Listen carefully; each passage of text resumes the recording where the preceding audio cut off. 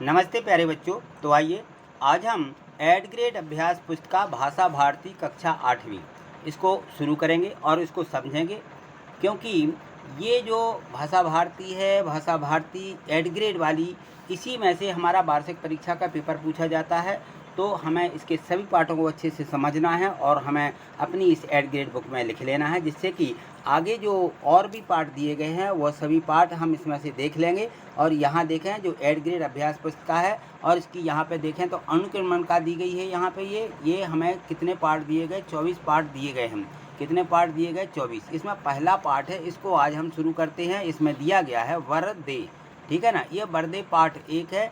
तो इस पाठ 1 में जो एक कविता दी गई है, इस कविता के हमें यहाँ पर प्रश्न दिए गए हैं। इन सभी प्रश्नों के उत्तर हम इनको देखेंगे। तो यहाँ देखें, ये दिया गया है पाठ 1 वरदे। तो इसके पहले पाठ है, पढ़ने के पहले, इसके प्रश्नों के पहले इसकी पूर्व कुछ तैयारी दी गई है और उसके दिशा निर्देश दिए गए हैं कि हमें यहाँ पे क्या क्या सीखना है। तो इसमें देखें तो इसमें बहुत सी बातें हैं, इस कविता के माध्यम से हम देख लेंगे। यहाँ पे स्वर रहित जो रेफ रहती है और यहाँ पे स्वर सहित यहाँ पे ये जो रेफ नीचे बनाई जाती, और ये देखें ये हलंत रहती है। चिन्हों के बारे में भी हमें इनसे इस कविता के माध्यम से परिचित होना है। अब इसके बाद हम देखें तो यहाँ इसके नीचे दिए गए हैं बहुविकल्पीय प्रश्न। ये देखिए बहुविकल्पीय प्रश्न, जो कि हमें परीक्षा में 10 प्रश्न पूछे जाते हैं प्रत्येक परीक्षा में। तो यहाँ हर पाठ के 2-2, 4-4 प्रश्न दिए गए हैं। इन सभी को याद करते जाएंगे तो वार्षिक परीक्षा के 10 प्रश्न यानी 10 नंबर के हमसे ये निश्चित ही बन जाएंगे। यहाँ देखें पाठ 1 में दिया गया है, इसमें है कि वरदे वीणा वादिनी वरदे। इस पंक्ति में कौन सा अलंकार है, ये हमें बताना है। तो इसमें उपमा अलंकार कौन सा, उपमा ए वाला ऑप्शन इसका सही है। यहाँ उपमा लिख दीजिए। प्रश्न 2, अमृत शब्द का पर्यायवाची कौन सा है। अमृत, अमृत यानी अमय, ठीक है ना। इसका पर्यायवाची यानी इसका अर्थ और क्या होता है। तो अमृत का मतलब होता है अमय, ठीक है। तो यहाँ अमय भर दीजिए। वीणा वादनी किसे कहते हैं, सभी को मालूम है किसको कहते हैं भाई। लक्ष्मी जी, दुर्गा जी, पार्वती, सरस्वती किसको कहते हैं, तो सरस्वती को हम जो है क्या कहते हैं, वीणा वादनी। इनके हाथ में हमेशा वीणा रहती है, ठीक है ना, इसलिए इनको वीणा वादनी कहा जाता है।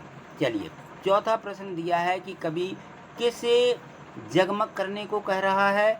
तो सबको मालूम है, अपनी कविता में बताया गया है कि संसार को ये जो है जगमग करने के लिए कह रहा है।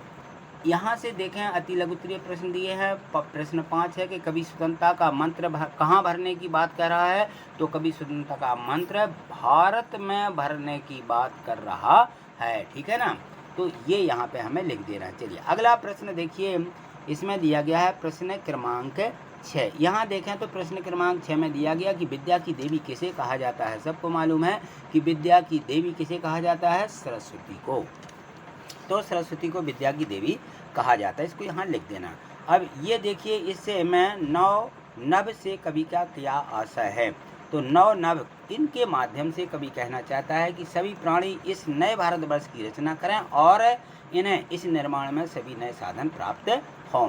वरदे कविता में वीणा वादनी किसे कहा गया है। तो वरदे जो कविता है उसमें वीणा वादनी माँ सरस्वती को कहा गया है, ठीक है। चलिए अगला प्रश्न देखिए, इसमें प्रश्न 9वां दिया गया है। यहाँ से लघुत्तरीय प्रश्न दिए गए हैं। लघुत्तरीय प्रश्नों में हमें 2-4 जो होती हैं हमारे वाक्य, उनमें हमें इनको लिखना पड़ता है। तो इसमें देखें, ये जो कविता की लाइनें दी गई, काठ अंध उर के बंधन स्तर, बहा जनन ज्योतिर्मय निर्झर, और कलश भेद तम हर प्रकाश भर जगमग जग कर दे, ठीक है ना। इनका हमें क्या लिखना है, यहाँ पे इन पंक्तियों का भाव यानी इनका अर्थ हमें यहाँ स्पष्ट करना है। तो ये क्या कह रहा है, कभी अज्ञानी पुरुषों का अज्ञान दूर करो और ज्ञान का स्रोत बहा दो। जितने भी पाप दोष तथा अज्ञानता है उन्हें दूर करें और ज्ञान के प्रकाश से संसार को जगमग कर दो, ठीक है। ये प्रश्न 10 है। यहाँ देखें, नवजात शिशु के चरण कमल के समान सुंदर हैं। इस वाक्य में उपमेय, उपमान, साधारण धर्म एवं वाचक शब्द, इनको छांट करके यहाँ पे हमें लिखना है। तो प्रश्न 10वें में देखिए, यहाँ उपमेय क्या है, उपमेय है नवजात शिशु के चरण, उपमान कमल, ठीक है। साधारण धर्म क्या है, सुंदर, वाचक शब्द क्या है, समान, ठीक है ना। तो ये हमें इसमें जो यहाँ दिया नवजात शिशु के चरण कमल के समान सुंदर हैं, ठीक है। तो इनमें से हमें ये उपमेय, उपमान, साधारण धर्म और वाचक शब्द छांट करके लिखना थे। चलिए प्रश्न 11 में दिया गया है। प्रश्न 11 में है कि आकाश के 3 पर्यायवाची शब्द लिखकर वाक्यों में प्रयोग कीजिए। तो आकाश माने होता है गगन, आसमान, अंतरिक्ष। तो अब गगन, आज के दिन गगन में बादल छाए हुए हैं, ठीक है, इस प्रकार से लिख देंगे। और यहाँ आसमान, आसमान माने भी आकाश होता है ना, तो हम यहाँ आसमान का वाक्य बनाएंगे, आज आसमान काफ़ी साफ है। अंतरिक्ष, वैज्ञानिकों ने अंतरिक्ष में नए ग्रह की खोज की है। तो वैज्ञानिक जो है आसमान नहीं कहते, विज्ञान अंतरिक्ष बोलते हैं, ठीक है ना। तो इस प्रकार से जो है हमारे आकाश के ये पर्यायवाची शब्द हैं। प्रश्न 12वां देखिए, इसमें है कि उपमा अलंकार किसे कहते हैं, उसको भी लिखिए। तो उपमा जो अलंकार है, इस उपमा शब्द का मतलब होता है तुलना।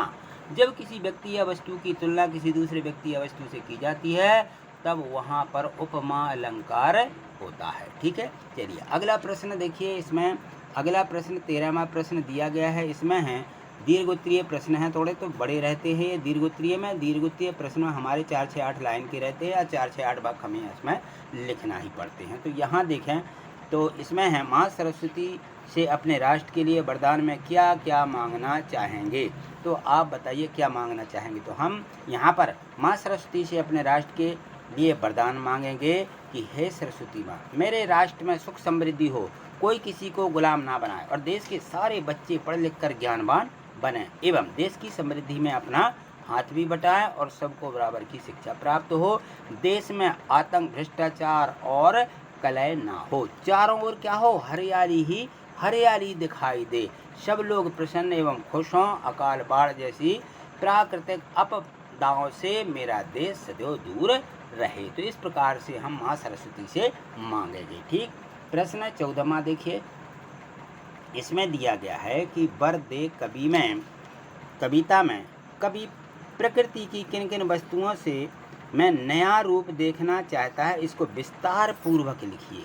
तो कवि प्रकृति की हर वस्तु में नया रूप देखना चाहते हैं, क्योंकि हमारे भारत में हर ओर एक नवीनता हो और नए सिरे से हमारे भारत का नवनिर्माण करें। कभी कहते हैं कि नव विकास, नवीन तान, लय और गीत नवीन होना चाहिए, नया कंठ हो, नवीन बादलों के समान हमारी जो गंभीर है वो ध्वनि होनी चाहिए।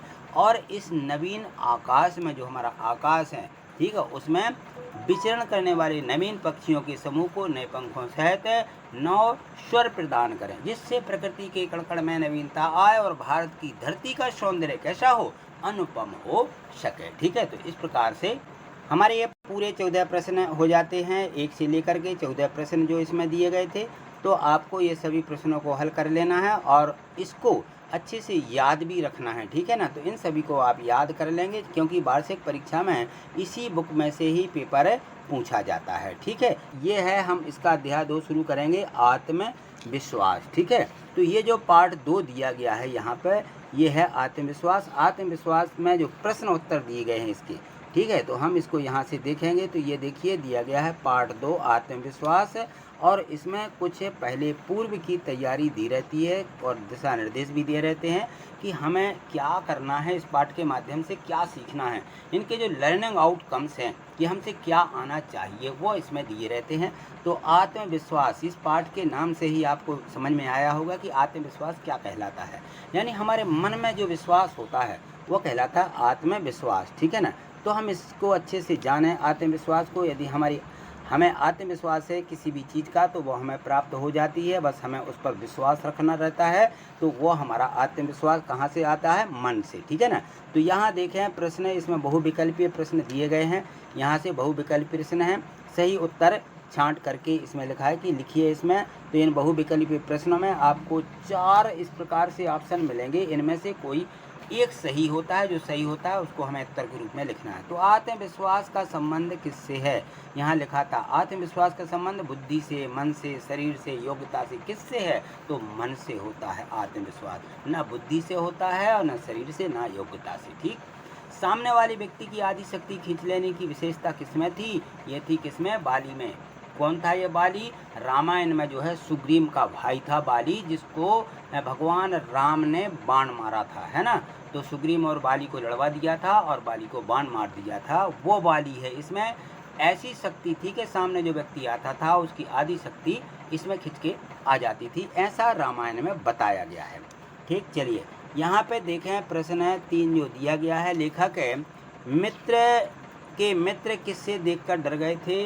तो इसमें जो है दिया गया कि बाघ को, भेड़ियों को, कुत्ते को या शेर को, किसको देख कर के डर गए थे। तो कुत्ते को देख करके डर गए थे। जो लेखक है उसके जो मित्र हैं वो कुत्ते को देखकर डर गए। प्रश्न 4 दिया, आत्म श्रद्धा क्यों आवश्यक है।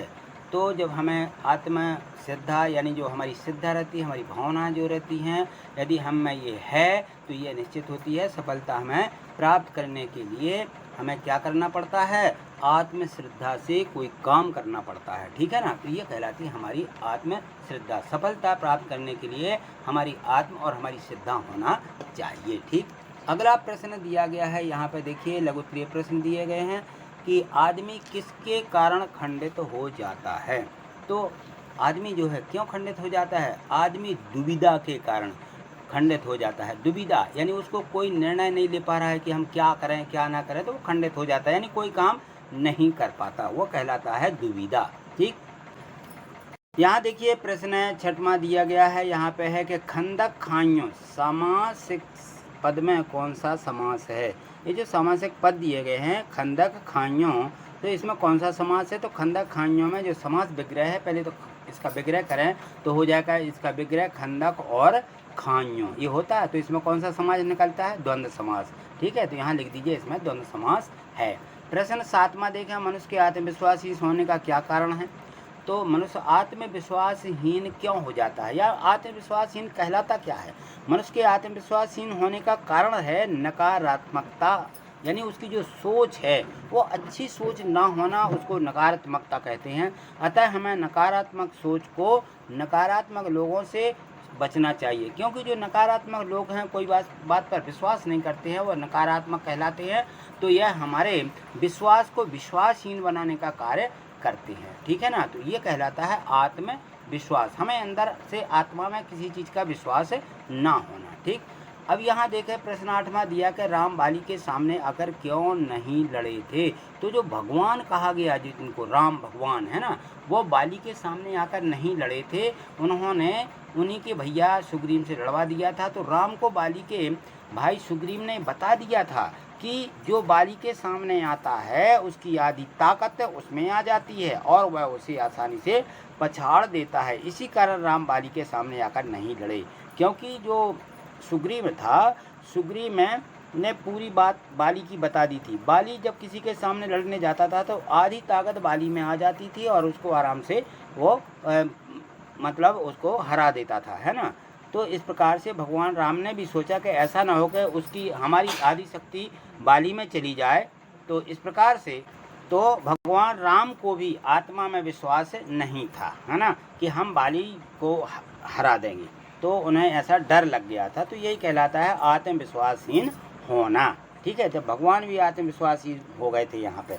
तो देखिए अब अगला जो इसका प्रश्न दिया गया है इसमें है कि विरोधी को हम शक्तिशाली क्यों मान लेते हैं। जैसा भगवान ने बाली को शक्तिशाली मान लिया था ना, तो इसी प्रकार से हम अपनी आत्महीनता, कायरता और कुसंस्कार और आत्मविश्वास और एक और काट दीजिए और आत्मविश्वास की कमी से विरोधी को बिना आकलन किए उसे हम शक्तिशाली मान लेते हैं, ठीक है ना। तो इसी प्रकार से भगवान राम ने जो है बाली को बिल्कुल कोई उनका जो है आकलन नहीं किया था और उनको शक्तिशाली मान लिया था, क्योंकि सुग्रीव ने बता दिया था। तो इसी कारण से वो बाली के सामने आकर नहीं लड़े थे।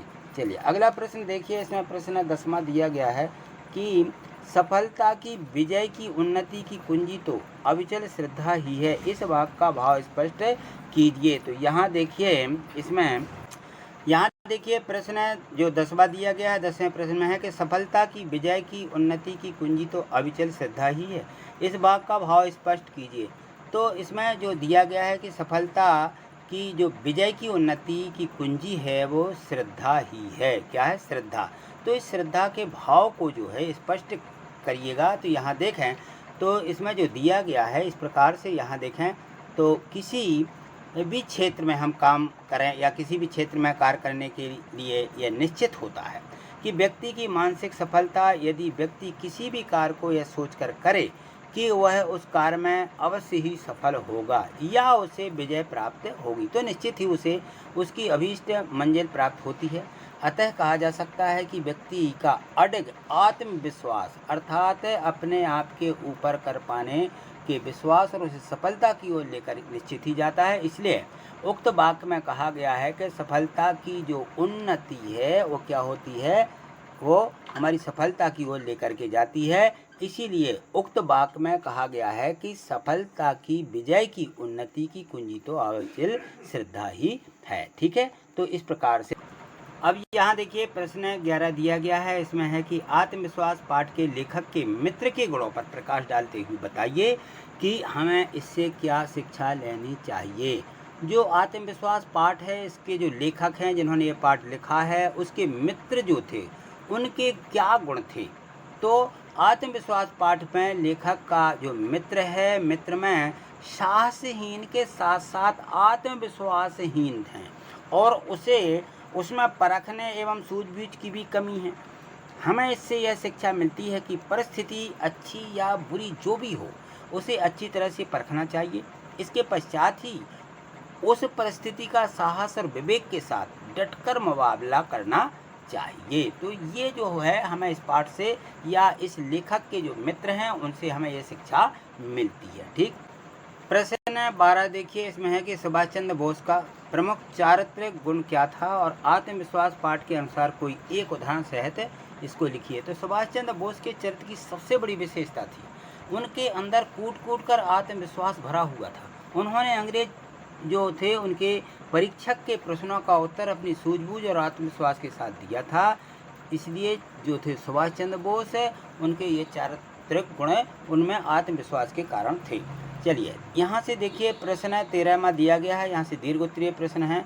आत्मविश्वास के बूते पर जीवन में सब कुछ कर पाना संभव होता है। आत्मविश्वास पाठ के आधार पर किसी महान व्यक्तित्व का उदाहरण देते हुए इस कथन को स्पष्ट कीजिए। देखिए जो आत्मविश्वास होता है तो आत्मविश्वास में जीवन में सफलता का आधार है। तो जो नेताजी थे, नेताजी सुभाष चंद्र बोस जब ICS की प्रतियोगिता में बैठे तो अंग्रेज परीक्षक ने पूरी तेजी से घूमते हुए बिजली के पंखे की ओर इशारा करते हुए उनसे पूछा कि क्या इसकी पंखुड़ियाँ गिनी जा सकती हैं। तो सुभाष चंद्र बाबू जो थे उन्होंने झट से पंखे बंद कर दिए और बोले जी हाँ सुगंधता के साथ। तो परीक्षक जो था वह प्रसन्न हो गया, परंतु उसने उन्हें एक बार और कसौटी पर कसा। उसने अपनी अंगूठी उनके पास रखकर पूछा क्या इसमें सुभाष चंद्र बोस पास हो सकता है।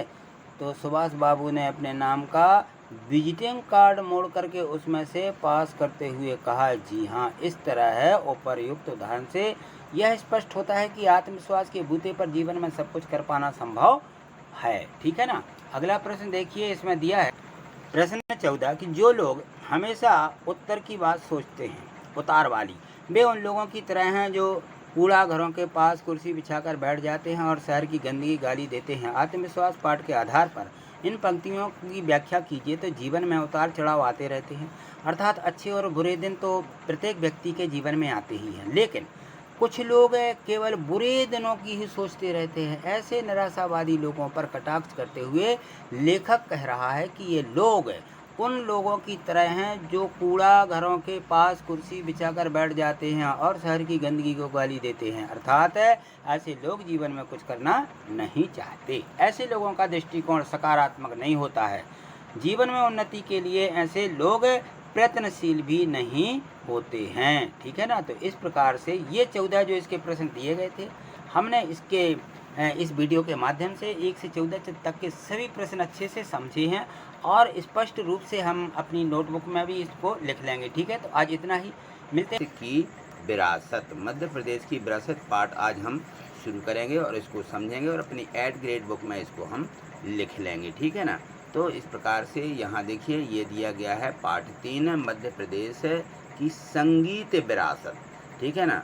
तो जो हमारा मध्य प्रदेश है, मध्य प्रदेश में संगीत या कलाएं किस प्रकार से यहाँ पर हैं उन सारी चीज़ों की जानकारी हम यहाँ पर देखेंगे। यहाँ देखिए पूर्व तैयारी के रूप में दिया गया है तो यहाँ पर विभिन्न कलाएँ हैं, जैसे गीत, संगीत, चित्रकारी, शिल्प, नृत्य, अभिनय इत्यादि करना, ये यहाँ की क्या है, कलाएँ हैं। ठीक है, तो इन कलाओं के बारे में कि ये कलाएँ कब से हैं, क्या है, ठीक है ना, तो ये यहाँ पे बताई जा रही हैं। तो यहाँ देखें, इसके जो सबसे पहले बहुविकल्पीय प्रश्न दिए गए हैं। बहुविकल्पीय प्रश्न क्रमांक यहाँ से 1 दिया गया है, ठीक है ना, कि लेखक ने किसे संजीवनी कहा है। तो जो लेखक है, इस पाठ को लिखने वाला है, वह संजीवनी किसको कह रहा है। इसमें दिया था कि धन को, स्वास्थ्य को, संगीत को, विद्या को, तो उसने किसको कहा है संजीवनी, संगीत को, ठीक है ना। तो ये हम यहाँ संगीत है, इसमें निशान बनाते हुए इसको यहाँ भर लेंगे। प्रतिदिन शब्द में कौन सा समास है, प्रतिदिन,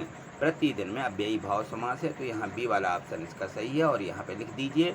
इसी प्रकार अगला जो प्रश्न इसमें दिया गया है, तीसरे प्रश्न में देखिए, यहाँ पे पूछा गया है कि भारत रत्न लता मंगेशकर को स्वर कोकिला क्यों कहा जाता है।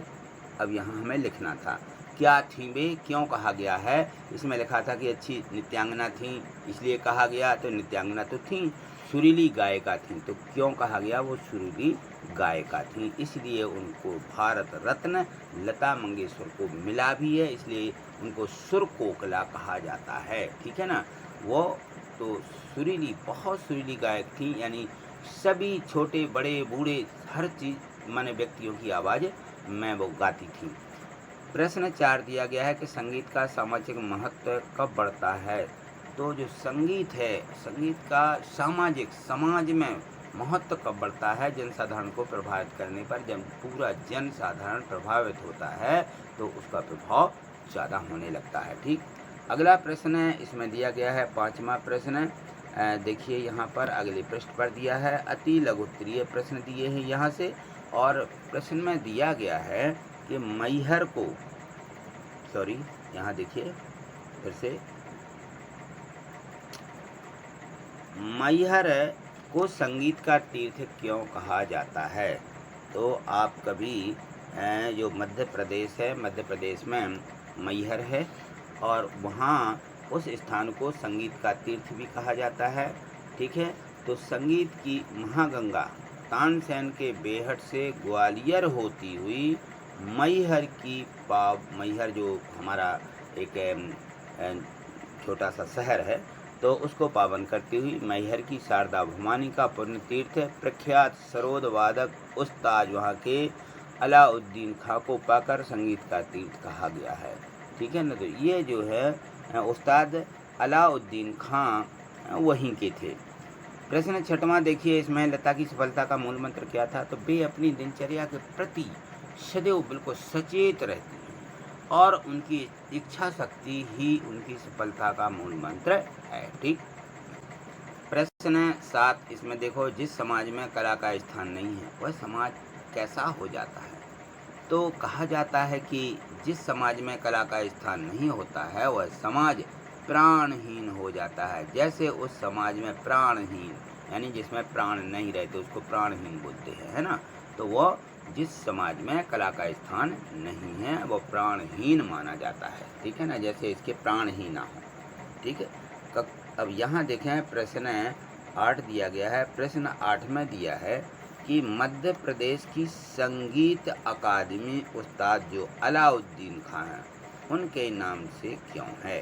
तो मैहर की शारदा भवानी का पुण्य तीर्थ प्रख्यात सरोद वादक उस्ताद अलाउद्दीन खां को पाकर के संगीत का तीर्थ बन गया है और संगीत को सुरमय धुनियों आज भी उस्ताद की याद दिलाती हैं। अतः मध्य प्रदेश की संगीत अकादमी अलाउद्दीन खां के नाम से है, ठीक। प्रश्न 9 देखिए, यहाँ उसी के बारे में है कि संगीत संजीवनी कैसे बनता है। तो ये जो है संगीत संजीवनी कैसे बनता है, आराधना, साधना और प्रार्थना ने संगीत को संजीवनी बनाया है। अतीत से वर्तमान तक मध्य प्रदेश अपने इतिहास में संगीत के भी कीर्तिमान स्थापित करता चला आ रहा है और संगीत की शक्ति से दीप जलाना और वर्षा कराना, ये 2 चीज़ें संगीत की साधना की विजय हैं। तो जो संगीतज्ञ हैं उन्होंने दीप जला दिया है संगीत के माध्यम से, संगीत के माध्यम से वर्षा कराई है। यह बिल्कुल ऐसा लिखा हुआ है, सच है, यानी कहना चाहिए, ठीक है ना। प्रश्न 10 देखिए, इसमें दिया गया है कि जो लता है ये समूचे राष्ट्र की गायिका क्यों कहा जाता है इनके लिए कि ये पूरे राष्ट्र की गायिका है, ठीक है ना। तो लता मंगेशकर ने हर भाव, हर धर्म और हर भाषा के गीतों में अपने सुरों को संजोया है, इसलिए उन्हें समूचे राष्ट्र की गायिका कहा जाता है। प्रश्न 11 देखिए, इसमें दिया गया है कि देश कब धन्य हो जाता है। तो जिस समाज में कुमार गंधर्व जैसे संगीत प्रेमी पैदा हो जाते हैं तो देश वह धन्य हो जाता है, ठीक है। कैसे? कुमार गंधर्व जैसे संगीत के प्रेमी। चलिए अगला प्रश्न देखिए, इसमें अगला प्रश्न दिया गया है कि समाज प्राणहीन कब हो जाता है। तो समाज प्राणहीन कब हो जाता है? जिस समाज में कला को स्थान नहीं दिया जाता है वह समाज प्राणहीन हो जाता है, ठीक है। अभी एक बार हमने इसको लिखा भी है। चलिए अगला प्रश्न है दीर्घ उत्तरीय प्रश्न है। तो इसमें प्रश्न दिया गया है 13वां, और ये दीर्घ उत्तरीय यानी यहाँ से थोड़े से बड़े प्रश्न हो जाते हैं। तो संगीत मनुष्य के शून्य जीवन में, यहाँ पे लिखा है कि संगीत की महिमा को अपने शब्दों में लिखिए। तो यहाँ पे देखें, संगीत मनुष्य के शून्य जीवन में आनंद का संचार करता है। साधन के क्षेत्र में भी संगीत की अपनी महत्ता है। भजन कीर्तन आदि में संगीत के द्वार हम पूर्ण रूप से भक्ति में रम जाते हैं, भजन कीर्तन में रम जाते हैं। सुख हो या दुख, संगीत हमारा सदैव साथ देता है। संगीत जीवन का आनंद है, वह है जीवन के प्रत्येक भाव को स्पर्श करता है, और संगीत की मधुरता व्यक्ति के आत्मिक शांति प्रदान करती है। इस प्रकार संगीत की महिमा बहुत ही बड़ी है, अनंत है ना। तो इस प्रकार से संगीत की महिमा है। अगला प्रश्न है, प्रश्न 14 दिया है कि मध्य प्रदेश से जुड़े किसी एक संगीतकार के बारे में कम से कम 10 पंक्तियाँ लिखिए। मध्य प्रदेश से जुड़े, तो यहाँ देखिए 16वीं सदी के महान गायक, 16वीं सदी के महान गायक थे तानसेन का जन्म। ये तानसेन गायक हैं, और इनका जन्म जो है, इनके बारे में कुछ हमें बताना है कि इनका जन्म कहाँ हुआ। तो इनका जन्म ग्वालियर के पास स्थित बेहट ग्राम में हुआ था। इनका जन्म कहाँ हुआ? बेहट ग्राम में। और स्वामी हरिदास उनके गुरु थे। इनके गुरु कौन थे? स्वामी हरिदास। मध्यकालीन भारत में संगीत की अनूठी परंपरा रही है। यह परंपरा ग्वालियर घराने से प्रारंभ हुई, और ग्वालियर के राजा जो मान सिंह तोमर हैं, ध्रुपद गायन के प्रेरणता और संगीत प्रेमी थे। ग्वालियर जो है मध्य प्रदेश में अखिल भारतीय तानसेन समारोह का 3 दिवसीय आयोजन किया जाता है, और यह आयोजन संयुक्त रूप से समाधि स्थल ग्वालियर और उनके स्थान जो जन्म स्थान है बेहट, वहाँ पर किया जाता है। और जो तानसेन हैं, तानसेन संगीत की दुनिया के सम्राट कहे जाते हैं। ये जो तानसेन हैं पूरी दुनिया के सम्राट कहे जाते हैं। शास्त्रीय संगीत के क्षेत्र में दरबारी, तोड़ी, मियाँ, मलार और मियों की शारंग आदि अनेक राग रागनियों की रचना किसने? तानसेन ने ही की थी। तानसेन ने संगीत की जो तान छेड़ी है वह आज भी हमारी धड़कन में बसी हुई है, और उनकी उपलब्धियां सृजन यश के रूप में आज भी जीवंत हैं, ठीक है। तो इस प्रकार से थे तानसेन जो हैं बहुत बड़े गायक हो गए 16वीं सदी के, ठीक। तो इसमें देखिए ये दिया गया है पाठ 4। तो आज हम पाठ 4 को समझने वाले हैं, ठीक है।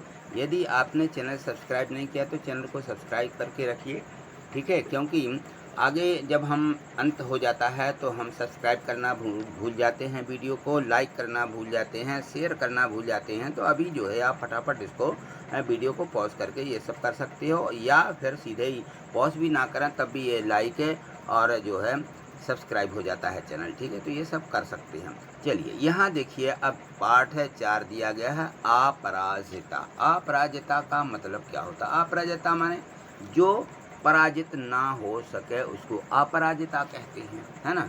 जैसे मान लीजिए कोई व्यक्ति है कभी किसी चीज़ की हार ना माने, ठीक है, तो उसको बोलते हैं अपराजिता। तो ये अपराजिता के बारे में ये जो पूरा पाठ दिया गया है, तो ये अपराजिता कौन है, किसे कहा गया है, तो इसके बारे में जो पाठ दिया गया है। कोई भी परेशानी समस्या आती हैं और हम हार नहीं मानते तो क्या कहलाते हैं? अपराजित, ठीक। तो यहाँ देखिए, अब इसमें पाठ में जो है, इस पाठ मैं प्रश्न जो दिए गए अभी पहले देखें तो बहुविकल्पीय प्रश्न है, और इन बहुविकल्पीय प्रश्नों में पूछा गया है कि इस पाठ में अपराजिता किसे कहा गया है, तो डॉक्टर चंद्रा को अपराजिता कहा गया है। ठीक है, तो इसमें जो है पाठ 2 देखें, अपराजिता पाठ किस विधा में है, तो ये जो है संस्मरण है। क्या है ये? एक संस्मरण के रूप में ये पाठ जो है यहाँ पे दिया गया है। अगला प्रश्न है प्रश्न 3, और प्रश्न 3 में देखिए कि जो डॉक्टर चंद्रा है उनकी सफलता में सबसे बड़ा सहयोग किसका था, तो इसमें जो सुब्रमण्यम, श्रीमती सुब्रमण्यम है, उनकी बेटी है, उन्हीं का इसमें सबसे बड़ा सहयोग रहा है। डॉक्टर चंद्रा की इच्छा क्या बनने की थी, तो डॉक्टर चंद्रा जो थी वो डॉक्टर यानी चिकित्सक बनना चाहती थी। ठीक है, उसको वैज्ञानिक, दार्शनिक, गायक इनकी उसका उस तरफ रुझान नहीं था, वो डॉक्टर बनना चाहती थी यानी चिकित्सक बनना चाहती थी। ठीक, यहाँ देखें अगला प्रश्न दिया गया है प्रश्न 5। यहाँ से अति लघु उत्तरीय प्रश्न दिए गए हैं, तो यहाँ देखें ये अपराजिता पाठ की लेखिका आपको अपनी पंक्तियों से किसे प्रेरणा लेने को कहा गया है। ठीक है, तो जो अपराजिता पाठ है, ठीक है, इस पाठ की जो लेखिका हैं, इसको लिखने वाली हैं, तो इसमें उन्होंने लिखा कि मैं चाहती हूँ कि मेरी पंक्तियों को उदास आँखों वाला वह गोरा उजले वस्त्रों से लखनऊ का मेधावी युवक पढ़े, और जिसे मैंने कुछ माह पूर्व अपनी बहन के यहाँ देखा। ठीक है ना, तो इस प्रकार से वो पंक्तियाँ प्रेरणा लेने को कह रही हैं। पाठ है प्रश्न 6 दिया गया है कि डॉक्टर चंद्रा के व्यक्तित्व को एक शब्द या एक वाक्य में व्यक्त कीजिए। तो जो इनका व्यक्तित्व है वो देखिए यहाँ पे, यह एक ऐसी विकलांग महिला की मार्मिक कथा है। वो कैसी थी?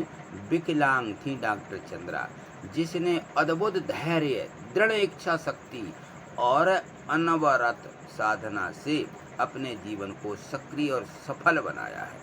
विषम परिस्थितियों में भी वह साहसपूर्वक आगे बढ़ती रही और विजय प्राप्त करती रही।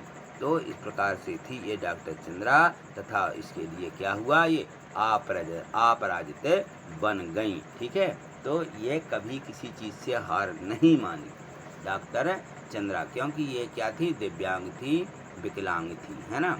प्रश्न 7 दिया गया है कि रचना के आधार पर वाक्य के प्रकार लिखिए। वाक्य कितने प्रकार के होते हैं, तो रचना की दृष्टि से वाक्य के 3 प्रकार होते हैं, सरल वाक्य, साधारण वाक्य और संयुक्त मिश्र वाक्य। ठीक है ना, इस प्रकार से सरल या साधारण एक ही है, ठीक है ना, संयुक्त और मिश्र, इस प्रकार से ये जो है इसकी रचना 3 प्रकार के वाक्यों में की गई है।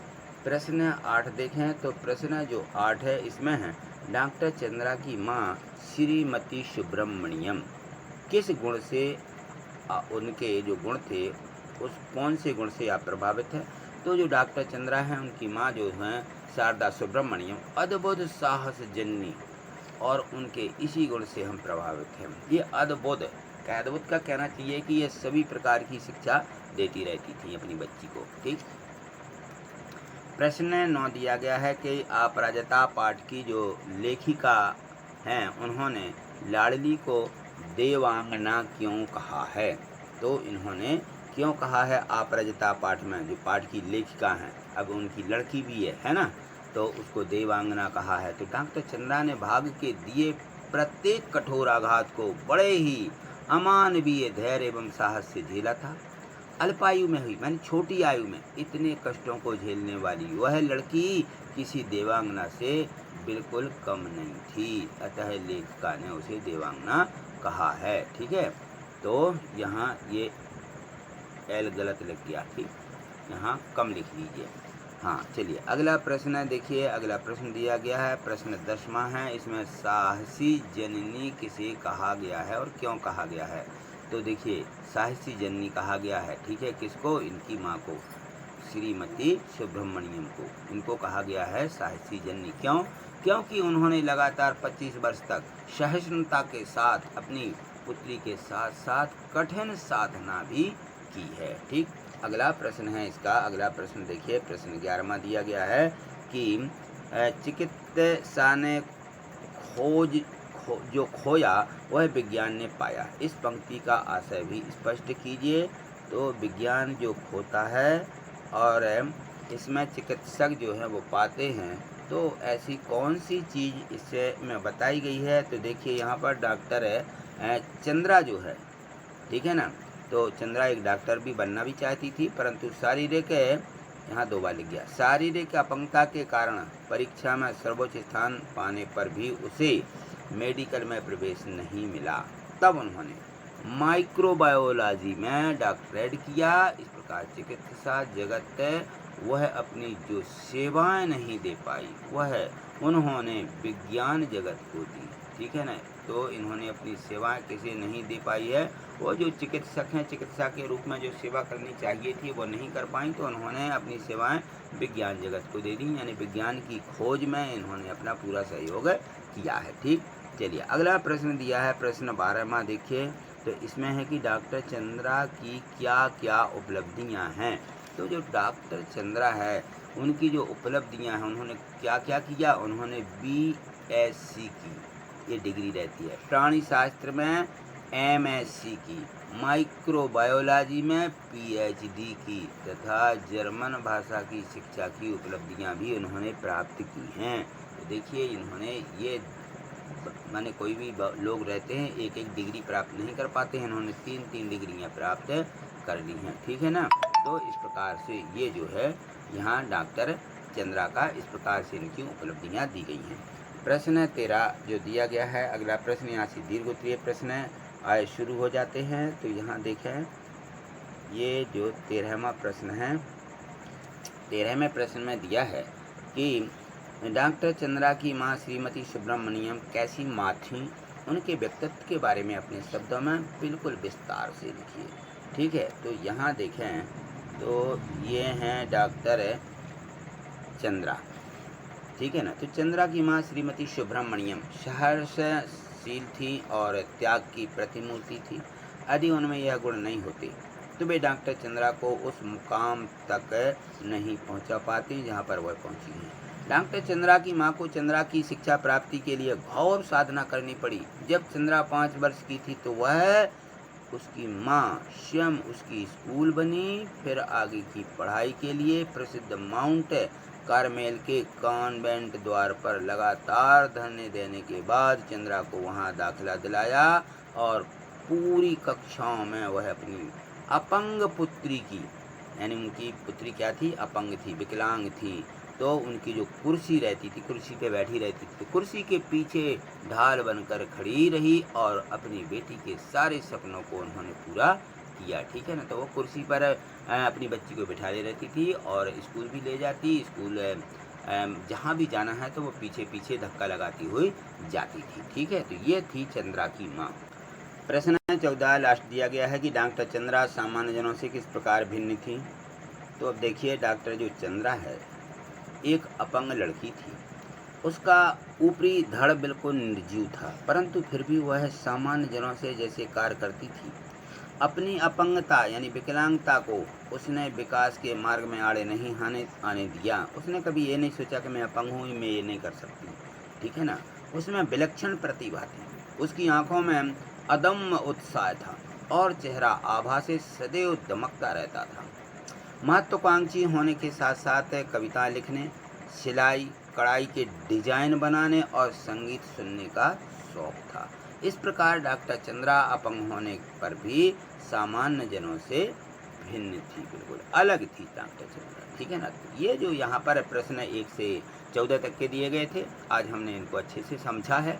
अपनी बुक में इनको, जो हमारी एड ग्रेड बुक है उस बुक में इनको नोट कर लें, उनको लिख लें और इसी प्रकार से जब 1-2 बार यदि आप इस वीडियो को देखेंगे तो आपको ऑटोमेटिक ही ये सारी चीज़ें याद हो जाएंगी, ठीक है, रटने की आवश्यकता नहीं होगी, ठीक। आज तो अब यहाँ आगे देखिए कि इसी पाठ का थोड़ा सा अंश और दिया गया है, एक छोटी सी कविता के रूप में, एक सुखद अनुभूति के रूप में, ठीक है ना। तो यहाँ देखिए इसमें दिया गया है कि बच्चे हों दुख पीड़ा में माँ बन जाती दीवार, और माँ के प्यार सा इस दुनिया में नहीं किसी का प्यार, ठीक है ना। इस प्रकार से ये जो गीत है, ये जो गीत, इसको आप अच्छे से पढ़िए। ओ माँ प्यारी माँ, माँ की गोद में बेटा जब चैन से सोता है, बेटा जैसा और किसी का पुण्य नहीं होता है। किलकारी भर भर कर माँ करता है दीदार, और माँ के प्यार सा इस दुनिया में नहीं किसी का प्यार। तो ये जो कविता दी गई है, इस कविता को अच्छे से देखिए और समझिए। बेटी जब जब रोती है माँ लोरी गाती है, और भूखी प्यासी रहकर भी माँ दूध पिलाती है। चंदा सूरज आंसू बहाते पाने माँ का प्यार। माँ का प्यार पाने के लिए सूरज और चंद्रमा भी क्या हैं, इच्छुक हैं कि हमें भी इस प्रकार का प्यार मिलना चाहिए, और माँ के प्यार सा इस दुनिया में नहीं किसी का प्यार। और आगे देखिए, कोठी बंगला रुपया पैसा सब ऐशो आराम, माँ बिना सूना घर का आंगन, माँ को करो प्रणाम। माँ ही घर की तुलसी है, रौनक घर का श्रृंगार, और माँ के प्यार सा इस दुनिया में नहीं किसी का प्यार। फिर देखिए आगे दिया गया है कि अपनी खुशियों का निछावर देती है खुशियाँ, और बच्चे समझें ना समझें समझे ना ये दुनिया। माँ चलती कांटों पर देती फूलों का उपहार, माँ के प्यार सा इस दुनिया में नहीं किसी का प्यार। और देखो इसमें लास्ट पंक्तियाँ दी गई हैं कि दुनिया छूट भी जाए माँ का कभी न छूटे साथ, माँ ने पकड़ा हाथ हमारा पकड़ो माँ का हाथ। क्योंकि हमारी यहाँ जो हम छोटे रहते हैं तो माँ हमारा हाथ पकड़ के सारी चीज़ें करती है। तो सबर तीर्थ में माँ के चरणों में बन जाओ श्रवण कुमार, माँ के प्यार से इस दुनिया में नहीं किसी का प्यार। इस प्रकार से बन जाओ अपनी माँ के लिए, जैसे श्रवण कुमार ने अपने माता पिता अंधे थे तो उन्होंने किसमें अपनी कांवर में बिठाल करके और पूरी दुनिया घुमाई थी। ठीक है ना। तो इस प्रकार से हमें भी माँ की सेवा करना चाहिए। तो इसके ऊपर से देखिए ये जो पाठ दिया गया है, कुछ इसके प्रश्न दिए गए हैं, तो परीक्षा में पूछे भी जा सकते हैं। तो इनको भी हमें एक बार ज़रूर इनको कहना चाहिए, तो पढ़ लेना अच्छे से। और यहाँ देखो दिया गया है, इस पाठ के पहले थोड़ी सी पंक्तियाँ भी दी गई हैं। रामकृष्ण महावीर ने माँ का मान बढ़ाया है, और जो देकर आज़ाद भगत ने माँ को पाया है, सदा चिरायु सुखी रहो भारत माँ करे पुकार, माँ के प्यार सा इस दुनिया में नहीं किसी का प्यार। ये जो लेखक हैं ये श्रवणाचार्य महाराज हैं, विमर्श सागर जी, उन्होंने यह पंक्तियाँ लिखी हैं। तो यहाँ देखिए इसके बहुविकल्पीय प्रश्न दिए गए हैं। तो अब यहाँ पे बताइए आप कि माँ बच्चों के लिए आड़े कब आ जाती है, कौन से समय यदि माँ है तो हमें दुख और दर्द में। जब हमें कोई दुख दर्द होता है तो हमारी माँ तुरंत उसको मतलब दुख दर्द में सहयोग करती है। प्रश्न 2 दिया है कि कविता के अनुसार किससे बिना सब कुछ सूना है, किसके बिना, तो माँ के बिना। ठीक है ना। माँ के बिना हमारा पूरा संसार ही सूना सूना सा लगेगा। ठीक इसी प्रकार से प्रश्न 3 में देखिए, प्रश्न 3 में दिया गया है कविता में सर्वश्रेष्ठ प्रेम किसका माना गया है। तो जो कविता में है सबसे ज़्यादा सर्वश्रेष्ठ किसका, माँ का, माता का। ठीक, माँ की घर की तुलसी है माँ। पंक्ति का भाव स्पष्ट रूप से कीजिए। तो इसमें जो दिया गया है ये क्या है, माँ हमारी पूजनीय है। ये किसमें दिया, डी में, डी वाले में दिया है कि माँ सम्माननीय और पूजनीय है। ठीक है ना। तो ये यहाँ पे हमें प्रश्नों के ऑब्जेक्टिव प्रश्न दिए गए थे, इन ऑब्जेक्टिव प्रश्नों के उत्तर देना। आगे देखिए, आगे इसमें जो प्रश्न है 5 पूछा गया है, इसमें भी यहाँ से छोटे छोटे से प्रश्न है। दुनिया में किसके प्यार की तुलना नहीं हो सकती है, माँ के प्यार की तुलना किसी से नहीं की जा सकती कि वैसा प्यार जैसा उसका है, नहीं, माँ के जैसा किसी चीज़ में ऐसा प्यार नहीं बताया गया है। प्रश्न 6 देखिए, किन्हीं 3 महान नारियों के नाम लिखिए जिन्होंने अपनी माँ का मान बढ़ाया है। तो ये महान माँ का मान बढ़ाने वाले भगवान राम, भगवान कृष्ण और महावीर ने माँ का मान बढ़ाया है। ठीक है, माँ के प्रति सम्मान किया है। यहाँ से लघुत्तरीय प्रश्न दिए गए हैं। प्रश्न 7 है कि माँ के प्रति हमारा क्या कर्तव्य है। तो माँ को प्रणाम हमें प्रतिदिन करना चाहिए। माँ हमारी सम्माननीय और पूजनीय है, इसकी पूजा करनी चाहिए। माँ का हमें आदर करना चाहिए। तो इस प्रकार से हमारा कर्तव्य है। प्रश्न 10 देखिए दिया गया है, जो पाठ दिया गया था, हमने पाठ भी पढ़ा है और अभी हमने पढ़ा है कि कुछ पंक्तियाँ दी गई थी कि चंदा सूरज आंसू बहाते पाने माँ का प्यार। इस पंक्ति का आशय स्पष्ट कीजिए। तो जो चंदा सूरज यानी चंद्रमा और सूर्य हैं वो माँ का प्यार उन्हें कभी नहीं मिला। वे 2 माँ के प्यारे के लिए दिन रात अपने आंसू बहाते रहते हैं। माँ के बिना पूरा आंगन सूना सूना लगता है, पूरा संसार खाली खाली सा लगता है। इसी प्यार को पाने के लिए चंदा और सूरज दिन रात आंसू बहा रहे हैं। यहाँ देखिए ये अगला प्रश्न है जो दिया गया है, इसमें प्रश्नों का क्रम थोड़ा सा गड़बड़ है, प्रश्नों के क्रम पर ध्यान ना देखिए, ये अगला ही प्रश्न है। तो यहाँ पर दिया गया है इस कविता का भावार्थ अपने शब्दों में लिखिए। तो ये जो कविता दी गई है यहाँ देखें तो इसको हम जो इसके भाव हैं, माँ एक सुखद अनुभूति है। माँ बच्चों के लिए दुख पीड़ा के समय ढाल बन जाती है। माँ की गोद में बेटा चैन से सोता है। माँ की गोद में ही किलकारी भरता है और बेटा के रोने पर माँ लोरी सुनाती है। वह भूखी प्यासी रहकर बेटे को दूध पिलाती है और माँ के प्यार के सामने रुपया पैसा ऐशो आराम सब कुछ व्यर्थ है। माँ ही घर की तुलसी है, वह सम्माननीय एवं पूजनीय होती है। माँ कांटों पर चलकर फूलों की तरह उपहार देती है। अगर दुनिया छूट भी जाए परंतु माँ का कभी साथ नहीं छूटे। इस प्रकार माँ के प्यार साथ दुनिया में किसी का प्यार नहीं है। तो इस प्रकार से ये जो पूरा पाठ दिया गया है बड़ा रोमांचक है माँ के प्रति, ठीक है ना। हमें भी इसी प्रकार से माँ की सेवा ही करना चाहिए, कभी माँ को कष्ट नहीं देना चाहिए, ठीक है ना। तो ये जो पाठ की लास्ट में पंक्तियाँ दी गई हैं और इन पंक्तियों के भावार्थ भी हमने समझे हैं, ठीक है। तो आज इतना ही, ठीक है ना। जो हमारी अर्धवार्षिक परीक्षा है तो इसमें भी लगभग ये मान के चलिए जब 24 पाठ हैं तो 12-14 पाठ तक तो इस वर्ष अर्धवार्षिक में पूछी जा सकती है। तो यहाँ तक की पूरी बुक हमें कंप्लीट कर लेना है।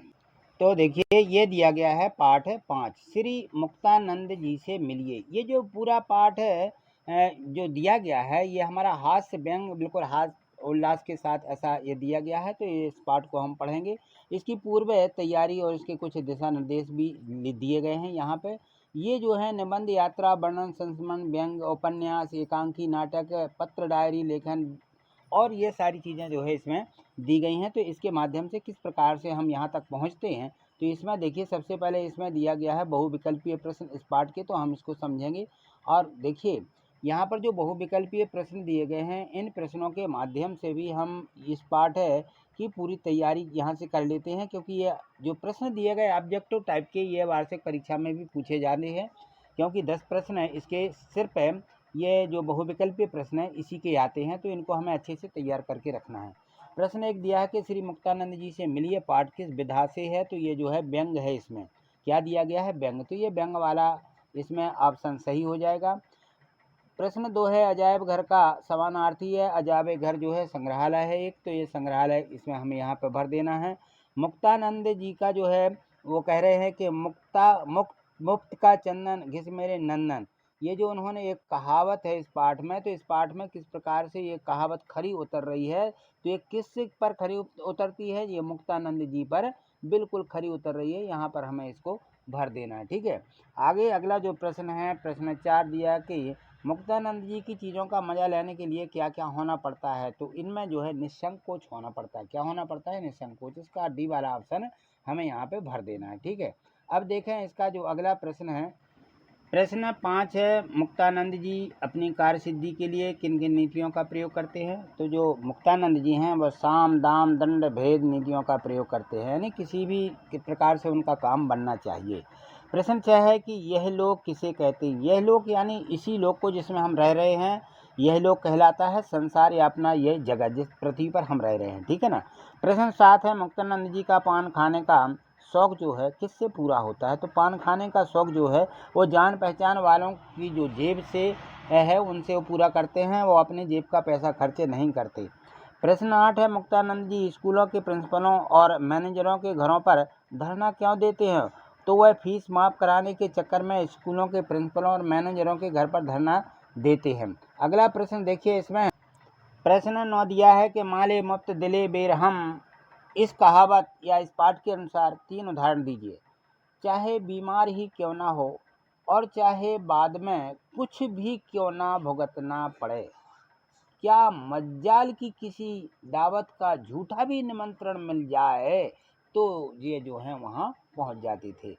प्रश्न 10 है कि मुक्तानंद जी के समाचार पत्र पढ़ने के बारे में क्या विचार हैं। तो उनका कथन है कि प्रत्येक मनुष्य को अपने ज्ञान वर्धन के लिए अधिक से अधिक समाचार पत्र पढ़ने चाहिए, ठीक है ना। ये मुक्तानंद जी का जो है समाचार पत्र इस प्रकार से वो पढ़ते थे और उनकी यह सोच थी। अगला प्रश्न 11वां दिया गया है कि जो मुक्तानंद जी हैं, मुक्तानंद जी की मांग कर लाई गई पुस्तकों को अलमारी में बंद करके वो क्यों रखते हैं। तो मुक्तानंद जी पुस्तक पर जो है पूरा वायदा करके लाए थे और इस प्रकार अनेक पुस्तकें अलमारी में बंद रखते हैं। क्या मजाल की आपकी दृष्टि भी उन पर पड़ जाए, बहुत उससे वो अपनी पुस्तकों को संभाल करके रखते हैं। प्रश्न 12 दिया है कि मुफ्त की दवाइयों के बारे में मुक्तानंद जी क्या सोचते हैं। वो सोचते हैं कि मुफ्त की चीज़ कभी नुकसान करती नहीं है, कभी नुकसान नहीं करती, उनकी यह सोच है। यहाँ से दीर्घोत्तरीय प्रश्न दिए गए हैं। मुक्तानंद जी डॉक्टरों और जो वैद्य थे, वैद्यों को किस प्रकार खुश रखते हैं, तो उनकी जो है डॉक्टर, वैद्य, हकीम सभी से दोस्ती है। और आखिर में ये सलामत रहे सरकारी अस्पताल, ऐसा कहते हैं कि ये जो सरकारी अस्पताल है सलामत रहे। किसी डॉक्टर को अपनी खुशामद पसंद है तो वो क्या करते हैं, तो उसकी खुशामद वैद्य जी जो है वो जानते हैं। वैद्य जी कीर्तन के शौकीन हैं, तो जो वैद्य जी हैं वो किसके शौकीन हैं, वो कीर्तन के शौकीन। तो उनके यहाँ कीर्तन गरज यह है कि किसी ना किसी प्रकार पहले उनसे मित्रता करते हैं और फिर मुफ्त में उनसे दवाई ले लेते हैं, ठीक है ना। तो ये इस प्रकार की उनकी सोच है और वैद्यों और डॉक्टरों को वो खुश करते हैं कि डॉक्टरों की क्या मतलब उनकी जो है वो क्या सोचते हैं और उनकी क्या शौक है, तो वो शौक पूरी करने के चक्कर में उनसे मुफ्त में दवाई ले लेते हैं, ठीक है।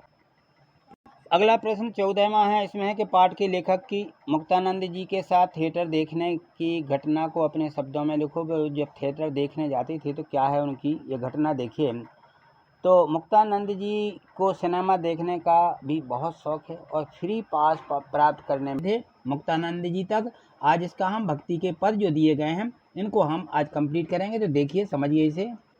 तो यहाँ देखिए ये दिया गया है पाठ 6 भक्ति के पद, और इसमें भक्ति के पद में पूर्व तैयारी, इसमें जो सामान्य छंद दिए गए हैं इनको बाकायदा लयबद्ध से तरीके से हमें इनको पढ़ना भी है।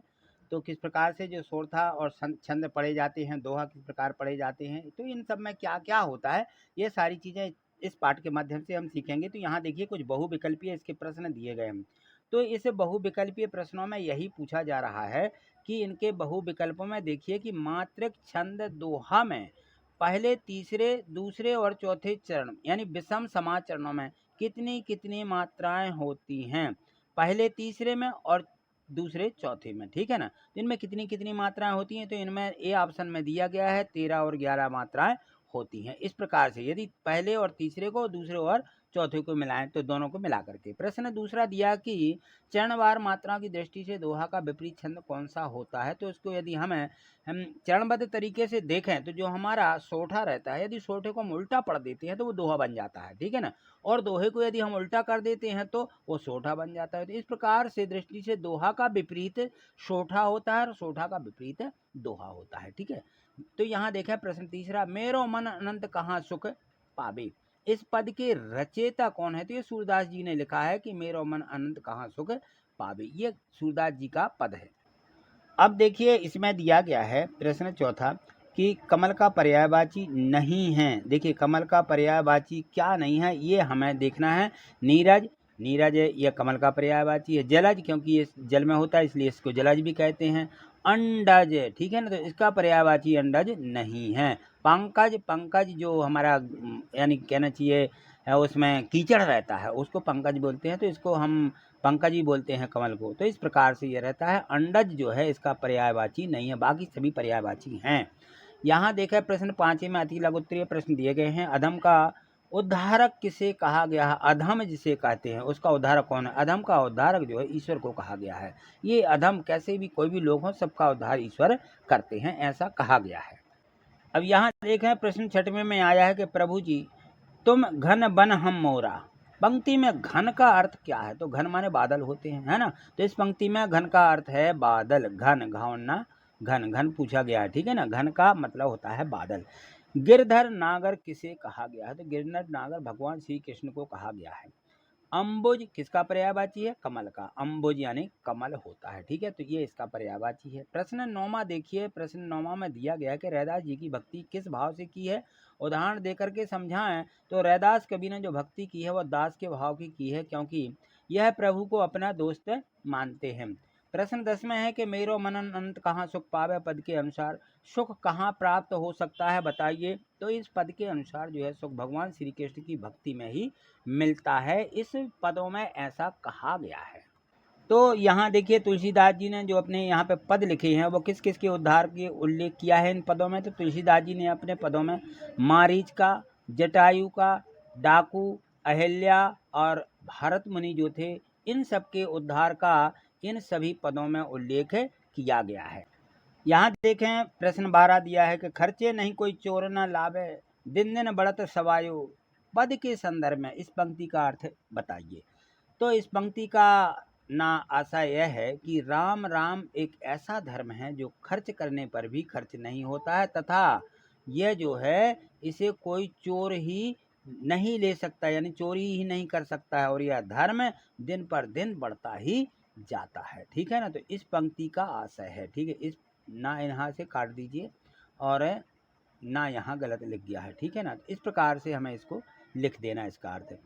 तो यहाँ अगला प्रश्न देखिए, अगला प्रश्न दिया गया है, इसमें है कि भक्त जो रैदास भक्त हुए हैं, भक्त रैदास ने भगवान से अपना संबंध स्थापित करते हुए किस किस को अपने में इसको जोड़ा है। तो रैदास जी ने भगवान से अपना संबंध सॉरी यहाँ पे देखें, तो यहाँ थोड़ा सा सुधारना था, यहाँ गलत लिख गया। यहाँ देखें इसमें है कि रैदास जी ने भगवान से अपना संबंध स्थापित करते हुए कहा है, यदि प्रभु आप चंदन हैं तो मैं क्या हूँ, पानी हूँ।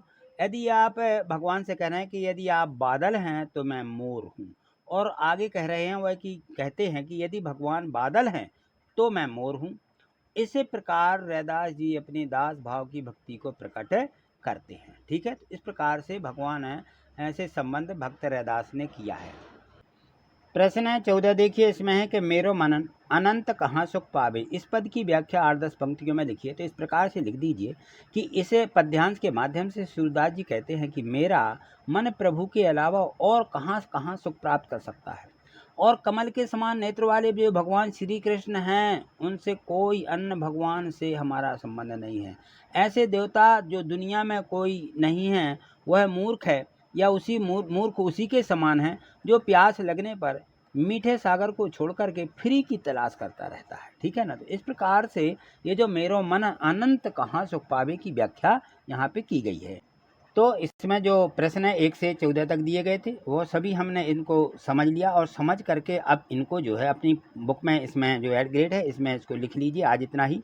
मैंने इसमें है भक्ति, और साथ में 6 हमने कर लिया था भक्ति के पद, और 7 दिया गया है भेड़ा घाट।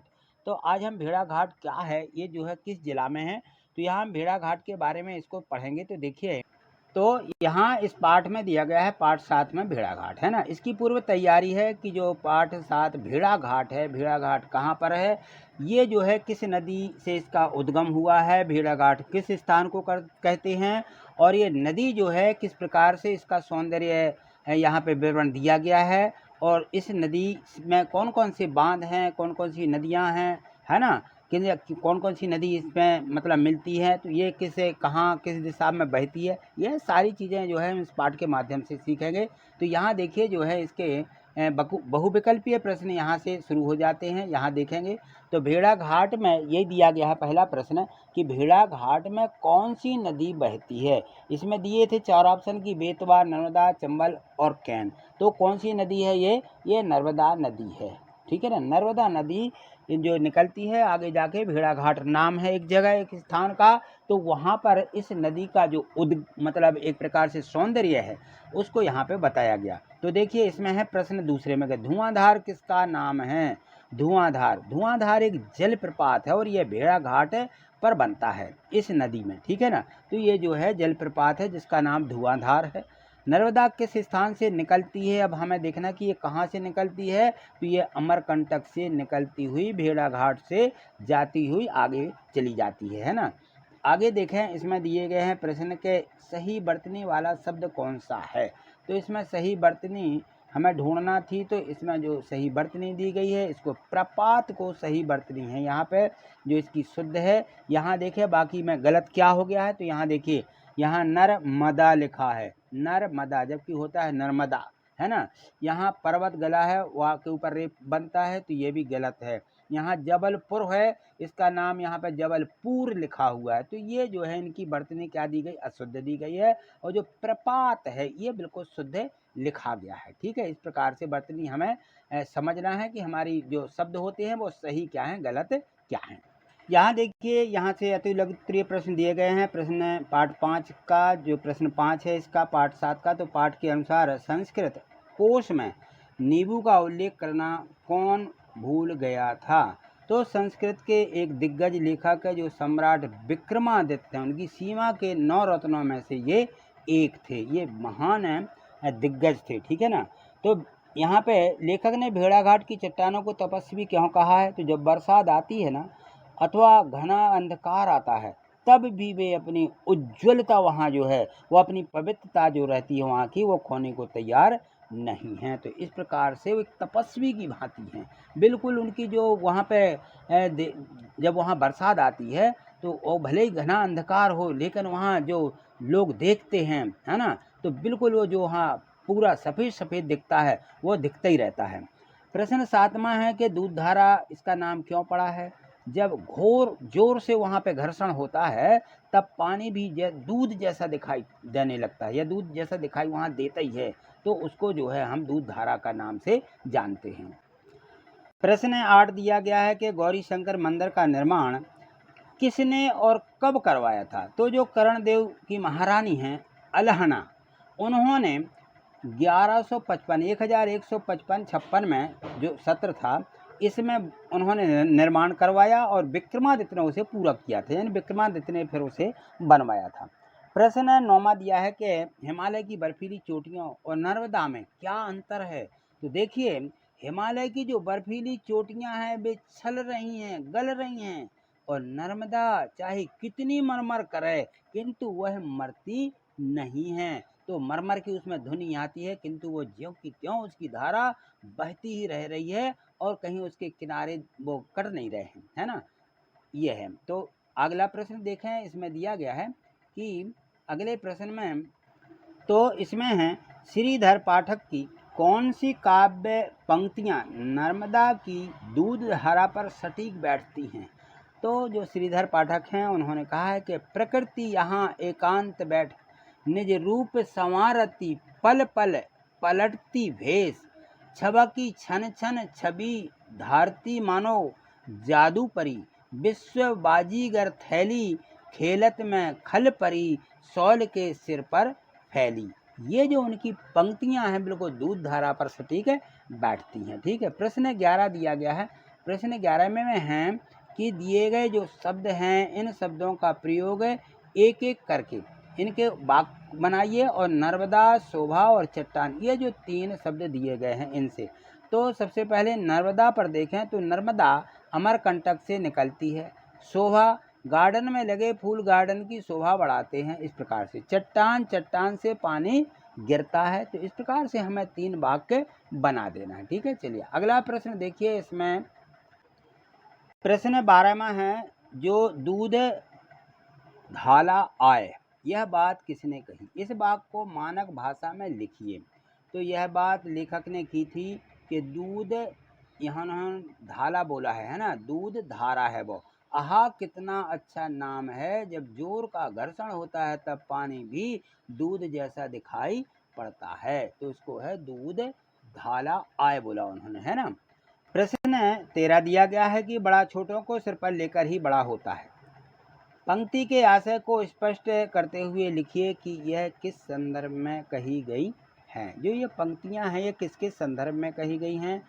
तो संगमरमर के ऊपर जो हरी घास और घास पात को जब लहराते देखा तो जो उन्होंने कहा कि यह कुल कलंक यहाँ भी आ गया, तभी जो है चट्टान मानो ऐसे बड़ी की बोल उठी। तभी चट्टान बोल उठी कि बड़ा छोटों को सिर पर लेकर ही बड़ा होता है। वे मेरी विशालता की शोभा हैं और नगण्य तुम हो जो उनका मूल्य नहीं कुल पाते, उनका मूल्य नहीं बता पाते। ठीक है ना। तो इस प्रकार से इस पंक्ति का अर्थ है बड़ा छोटों को सिर पर लेकर ही तो बड़ा होता है। ठीक है। प्रश्न 14वां दिया गया है कि लेखक ने मीरगंज स्टेशन पर मिले अंग्रेज़ों की तुलना किससे और क्यों की? तो 2-3 अंग्रेज अपने खान सामे के साथ भेड़ाघाट ही जाने के लिए मीरगंज स्टेशन पर उतरे थे, जो मीरगंज स्टेशन है। किंतु जिस तरह कच्ची सड़क से राह चलने वालों को कभी कभी आकाश का जो शुक्र का जो तारा है वह भी अपना साथी मालूम होने लगता है, वैसे ही वे लोग मेरे साथी थे। शरीर से तो हम एक दूसरे से ही कुछ गज की दूरी पर चल रहे थे, किंतु धारणा में हम एक दूसरे से सैकड़ों मील दूर थे। तो इस प्रकार की धारणा जो होती हैं वो भी यानी कहना चाहिए सैकड़ों मील दूर जैसे लगने लगती हैं। ठीक है, तो इस प्रकार से ये जो 1 से प्रश्न 10 तक के 14 तक के प्रश्न दिए गए थे, इन सभी प्रश्नों को हमने समझ लिया। ठीक है ना, तो आज इतना ही, मिलते हैं अगली वीडियो के माध्यम से। यदि कहीं आपको किसी प्रश्न में डाउट लगता है या समझ में नहीं आ रहा है तो आप डिस्क्रिप्शन में ज़रूर लिख करके भेजिएगा, मैं आपकी इस समस्या का निदान या हल करूँगा। ठीक है, तो आज हमने पाठ 7 तक कर लिए हैं भेड़ाघाट, और आज पाठ में हम पढ़ेंगे गणतज्ञ ज्योतिषी आर्यभट्ट को। ठीक है ना, जो ज्योतिषी महाज्योतिषी रहे हैं, महागणतज्ञ रहे हैं आर्यभट्ट, इनके बारे में तो जो महान गणतज्ञ ज्योतिषी आर्यभट्ट हैं, इस पाठ के माध्यम से हम देखेंगे कि इन्होंने क्या क्या ज्योतिष के बारे में बताया था। सूर्य ग्रहण चंद्र ग्रहण कैसे होते हैं, इनके ग्रहण होने के हमारे पुराने अनुभव क्या हैं इसके बारे में, और जो यहाँ की स्थितियाँ हैं मानचित्र पर पाटलिपुत्र यानी पटना की स्थिति, और यहाँ पे जो वैद्यशाला हैं उज्जैन दिल्ली आदि, इनकी जानकारी भी हम यहाँ पर पढ़ेंगे। और जो नवीन गणतज्ञ हैं खगोलविद हैं, यानी जो पूरे विश्व का नॉलेज रखते हैं, ज्ञान रखते हैं, उनके बारे में इस प्रकार से सारी चीज़ सूर्य ग्रहण चंद्र ग्रहण ये सब हमारी मान्यताएं जो इसमें बनी हुई हैं, इन सबको हम आज यहाँ पे समझेंगे। तो यहाँ देखिए जो इसके लघुत्तरीय और यानी कहना चाहिए बहुविकल्पीय प्रश्न दिए गए हैं, अति लघुत्तरीय प्रश्न भी यहाँ पे हैं। तो इन बहुविकल्पीय प्रश्नों को देखें। सबसे पहले तो इनमें जो दिया गया है कि ग्रहण जो होते हैं और नक्षत्रों के प्रेक्षण करने वाला स्थान जो है वो क्या कहलाता है, उसको हम बोलते हैं वैद्यशाला। क्या बोलते हैं? वैद्यशाला। प्रश्न 2 है ज्योतिष विज्ञान का संबंध किससे है? ज्योतिष जो विज्ञान है यह ग्रह नक्षत्रों पर आधारित है, तो ग्रह नक्षत्रों को ज्योतिष विज्ञान, जो ज्योतिषी हमारा विज्ञान है उसके बारे में इससे हमें सही जानकारी मिल जाती है। प्रश्न 3 दिया है कि पृथ्वी अपनी धुरी पर चक्कर लगाती है, यह प्रतिपादन सबसे पहले किसने किया था? तो महान जो हमारे गणतज्ञ या ज्योतिषाचार्य आर्यभट्ट हैं, उन्होंने इसका पूरा प्रतिपादन किया था। प्रश्न 4 है कि जन सामान्य में प्रचलित जो निराधार बातें हैं वो क्या कहते हैं? तो पहले की जो निराधार बातें हैं उन निराधार बातों को हम किंवदंती बोलते थे। क्या बोलते थे? किंवदंती। यानी उन्होंने कुछ इस प्रकार की कहावतें भी बनाई थी, तो उनको हम किंवदंती यानी ये प्रचलन था पहले जो बता दिया ऐसा मानते थे। ठीक है ना। अब यहाँ देखें तो प्रश्न 5 दिया कि प्राचीन काल में यानी पुराने समय में चंद्र ग्रहण सूर्य ग्रहण के लिए किसे उत्तरदायी माना जाता था? तो इसे जो उत्तरदायी माना जाता था, ऐसा कहा गया है कि ये राहु नामक राक्षस को जो है इसका उत्तरदायी माना जाता था कि सूर्य ग्रहण और जो चंद्र ग्रहण है ये इस राक्षस के कारण होते हैं कि ये जो राक्षस है ये सूर्य को और चंद्रमा को ग्रहण कर लेता है। इस प्रकार की ये जो पुरानी धारणाएं हैं, है ना, तो उनको यहाँ पे प्राचीन काल की जो धारणा है ऐसा माना जा रहा है। प्रश्न 6 दिया गया है कि उद्देश्य और विधेय किसके घटक होते हैं? तो ये वाक्य जो रहते हैं उनके घटक होते हैं वाक्यों के। इसमें है प्रश्न 7 में पाठ में आए सूर्य ग्रहण के उल्लेख है के स्थान पर दूसरा उदाहरण किसके समकक्ष यानी भौगोलिक घटना का हो सकता है? तो वो जो है चंद्र ग्रहण का। जैसे सूर्य ग्रहण होता है वैसे चंद्र ग्रहण भी होता है। प्रश्न 8 है आकाश में स्थित खगोलीय पिंड सूर्य चंद्र तारे आदि पूर्व से पश्चिम की ओर जाते क्यों दिखाई देते हैं? सभी जो तारे हैं वो हमें पूर्व से उगते हुए और पश्चिम की तरफ जाते या घूमते हुए हमें दिखते हैं। तो पृथ्वी की जो घूर्णन गति है उसके कारण है, हमें लगता है कि ये सूर्य चंद्र तारे ही घूम रहे हैं, जबकि ये घूमता कौन है? पृथ्वी ही घूम रही होती है। प्रश्न 9 दिया है कि आर्यभट्टीय ग्रंथ के बारे में कैसे पता चला था? तो आर्यभट्ट ग्रंथ का पता जो है महाराष्ट्र के रहने वाले भाऊदाजी, उन्होंने 1864 में मलयालम लिपि भाषा, ये एक भाषा होती है मलयालम लिपि, इसमें आर्यभट्ट के ताड़पत्र पर लिखे उनका पता लगाया था कि जो उनके ताड़पत्र थे उन पर मलयालम भाषा लिखी गई थी। ठीक है ना। ताड़ पहले ये पेपर नहीं चलते थे, एक वृक्ष होता था, उसकी जो छाल थी उसको ताड़पत्र बोला जाता, उस पर यह मलयालम लिपि लिखी थी। प्रश्न 10वां देखिए, आर्यभट्ट का सही परिचय कब और कैसे हुआ? तो आर्यभट्ट का बिल्कुल सही परिचय 1864 में महाराष्ट्र के जो विद्वान भाऊदाजी थे उन्होंने इसका पता लगाया था। ठीक है ना।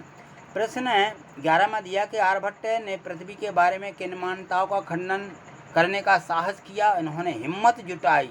ठीक है ना। आर्यभट्ट ने पृथ्वी के बारे में क्या बताया? आर्यभट्ट ने यह स्पष्ट किया और स्पष्ट रूप से कहा कि पृथ्वी स्थिर नहीं है, यानी वह घूम रही है, वह अपने अक्ष पर घूर्णन करती है। इन्होंने यह साहस दिलाया था, लेकिन लोग इसको मानने तैयार नहीं थे, और क्योंकि जो ऐसा कहता था उसकी बहुत दुर्गति होती थी, लेकिन इन्होंने फिर भी साहस से इसका जुटाया और इन्होंने इसका उत्तर देने का सही अपना साहस जुटा करके पूर्ण विश्वास दिलाया। फिर उस पर बहुत से रिसर्च भी हुए हैं। ठीक है।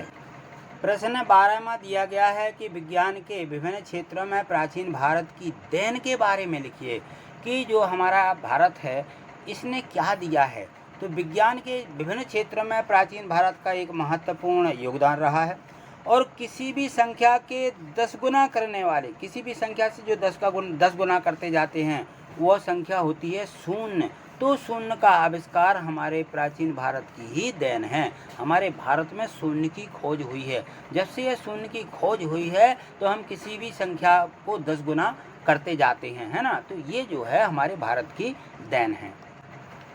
प्रश्न 13 यह दीर्घोत्तरीय प्रश्न है। आर्यभट्ट वैज्ञानिक जो थे उनके योगदान के बारे में अपने विचार लिखिए। तो जो आर्यभट्ट हैं, आर्यभट्ट नामक ग्रंथ है, इसकी भी रचना करने वाले जो हैं आर्यभट्ट अपने समय के बहुत बड़े गणितज्ञ थे। आर्यभट्ट के प्रयास के द्वारा ही भूगोल विज्ञान को गणित से अलग किया जा सका, और आर्यभट्ट ऐसे प्रथम नक्षत्र वैज्ञानिक थे जिन्होंने यह बताया कि पृथ्वी अपनी धुरी पर घूमती हुई सूर्य के चक्कर लगाती है। यह भी उन्होंने बताया आर्यभट्ट ने। प्रश्न 14 दिया गया है, इसमें है कि कृत्रिम उपग्रहों के महत्व पर 10-12 पंक्तियाँ लिखिए। तो जो उपग्रह हैं उनके बारे में तो यहाँ से लिखेंगे, कृत्रिम उपग्रह मानव निर्मित उपग्रह हैं। ये उपग्रह पृथ्वी की निश्चित कक्षा में परिक्रमा करते हैं। इसका अगला इसमें लिख देंगे नंबर में, अपने संतुलन को बनाए रखने के लिए यह उपग्रह अपने अक्ष पर भी घूमते रहते हैं। फिर अगला चौथा यहाँ पे दे देना कि कृत्रिम उपग्रह अंतरिक्ष में प्रमुख उद्देश्यों के लिए प्रक्षेपित किए जाते। 5 है इसका नंबर के, इसमें दूरसंचार मौसम विज्ञान संबंधी अध्ययन किया जाता है, और इसमें अंतर्राष्ट्रीय जासूसी इनका प्रमुख है। ये इसके द्वारा मौसमों की सूचना का पता लगता है। अंतरिक्ष में उड़ने के लिए इनका प्रयोग भी होता है। युद्ध काल में दूसरों पर हमला करने में और गुरुत्वाकर्षण की जानकारी हेतु इसका भी पता लगाया जाता है। तो इस प्रकार हम पूरे जो हमारे कृत्रिम उपग्रह जो बनाए गए हैं, लगाए गए हैं अंतरिक्ष में, उन सब का इस प्रकार से हमें विवरण करके कुछ पंक्तियाँ इस प्रकार से लिखना थी। ठीक है। तो ये हो गए हमारे प्रश्न 1 से लेकर के जो 14 प्रश्न दिए गए थे। ये सभी प्रश्न अपनी एडग्रेड बुक में इनको लिख लीजिए। ठीक है, क्योंकि वार्षिक परीक्षा जो होती है इन्हीं प्रश्नों में से प्रश्न पूछे जाते हैं, तो इनको जरूर लिख लें। ठीक है। आज हम इसको पढ़ेंगे बिरसा मुंडा। तो बिरसा मुंडा जो स्वतंत्रता सेनानी थे, स्वतंत्रता संग्राम के, तो इनके बारे में इसमें दिया गया है, और ये जो है जनजाति में से आते थे। तो इन्होंने किस प्रकार से इसको सारे जो अंधविश्वास थे उन पर इन्होंने बहुत कुछ किया है, तो इसके बारे में इस पाठ में दिया गया है। तो इस प्रकार से हम इसको पढ़ेंगे और इसको देखिए। कुछ इसमें इस प्रकार से इसके पूर्व तैयारी के हिसाब से निर्देश दिए गए हैं।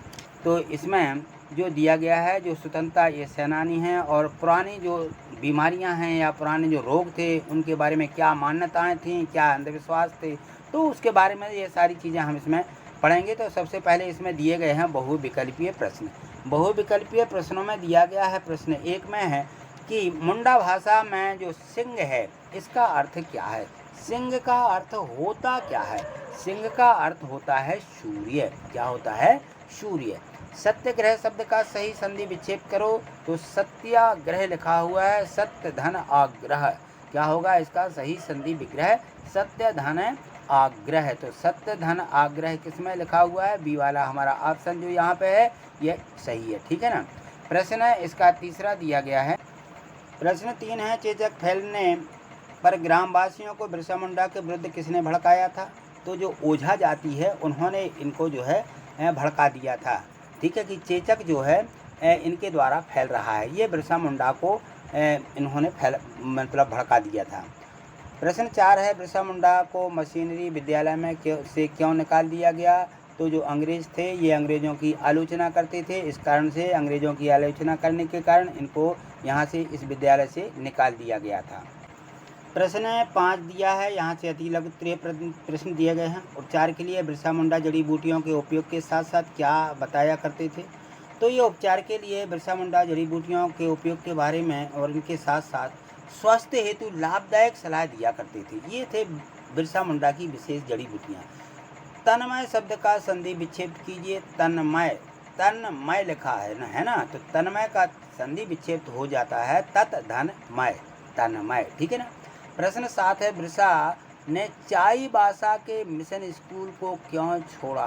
तो जो बिरसा मुंडा वहाँ जाते थे चाईबासा के स्कूल में, दासता का अनुभव हुआ उन्हें कि हम यहाँ के दास हैं, जो उन्हें बिल्कुल पसंद नहीं था, इसलिए उन्होंने स्कूल छोड़ दिया।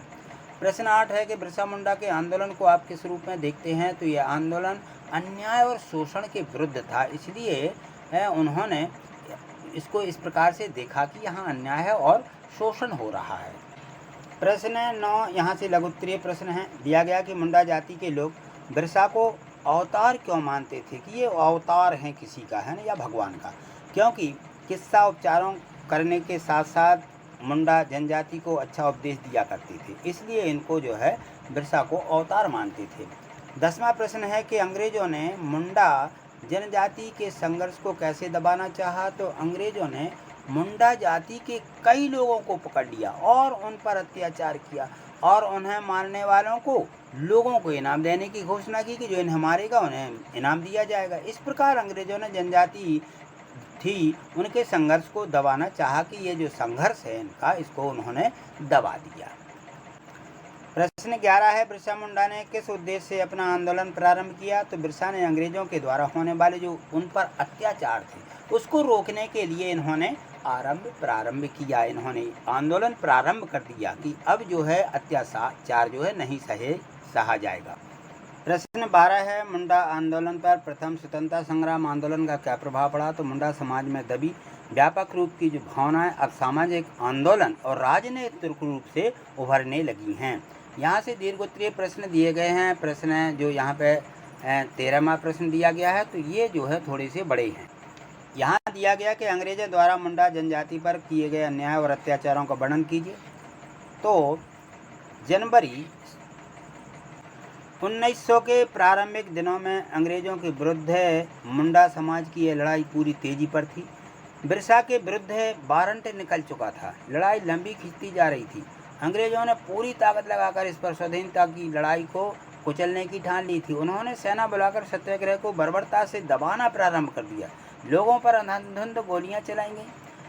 कई मुंडाओं को पकड़ लिया गया तथा बिरसा मुंडा पर इनाम घोषित कर दिया गया था। ये था उस समय की जो अंग्रेज थी, ठीक है ना। अंग्रेजों ने बहुत से अत्याचार किए मुंडा जाति पर। प्रश्न 14 देखिए, बिरसा मुंडा के बारे में अपने विचार लिखिए। तो बिरसा मुंडा के जो चरित्र थे उनकी विशेषताएं विशेष हैं, यहाँ देखिए। सबसे पहले तो ये देखें स्वतंत्रता की भावना। बिरसा मुंडा में बचपन से ही स्वतंत्रता की भावना थी। वे अंग्रेजों को लगातार उनके खिलाफत रहते थे। सामान्य व्यक्ति कैसे थे वह एक साधारण व्यक्ति थे। आज्ञाकारी व मेहनती। बिरसा मुंडा अपने माता पिता के साथ भी हाथ बटाते और मेहनत भी करते थे, यानी मेहनती भी थे। संगीत प्रेमी, उन्हें बंसी बजाने का भी बहुत शौक था। समाज सेवी, वह एक चिकित्सक के साथ साथ महान समाज सेवक भी थे। तो इस प्रकार से था जो मुंडा वहाँ की जो जाति है, सभी बिरसा मुंडा इनके प्रमुख रहे हैं। तो इनके जो विचार थे ये यहाँ पे उनके विचार दिए गए थे, ठीक है। तो 1 से 14 तक के जो प्रश्न दिए गए हैं बिरसा मुंडा के बारे में, वो सभी इनके माध्यम से हमने इस पाठ के बारे में सीखा है। अपनी इस नोटबुक में जो हमारी एडग्रेड बुक है उसमें इसको लिख लीजिए और इनको ज़रूर याद करके रखिएगा, ठीक है। तो आज इतना। प्राण जाएं पर वृक्ष न जाएं, ठीक है। ये है पाठ का नाम। प्राण भले ही चले जाएं मगर वृक्ष नहीं जाना चाहिए। तो ये देखिए पाठ जो 10 दिया गया है, इसमें ये शब्द किसके थे? इसमें एक समाज है, बिश्नोई समाज।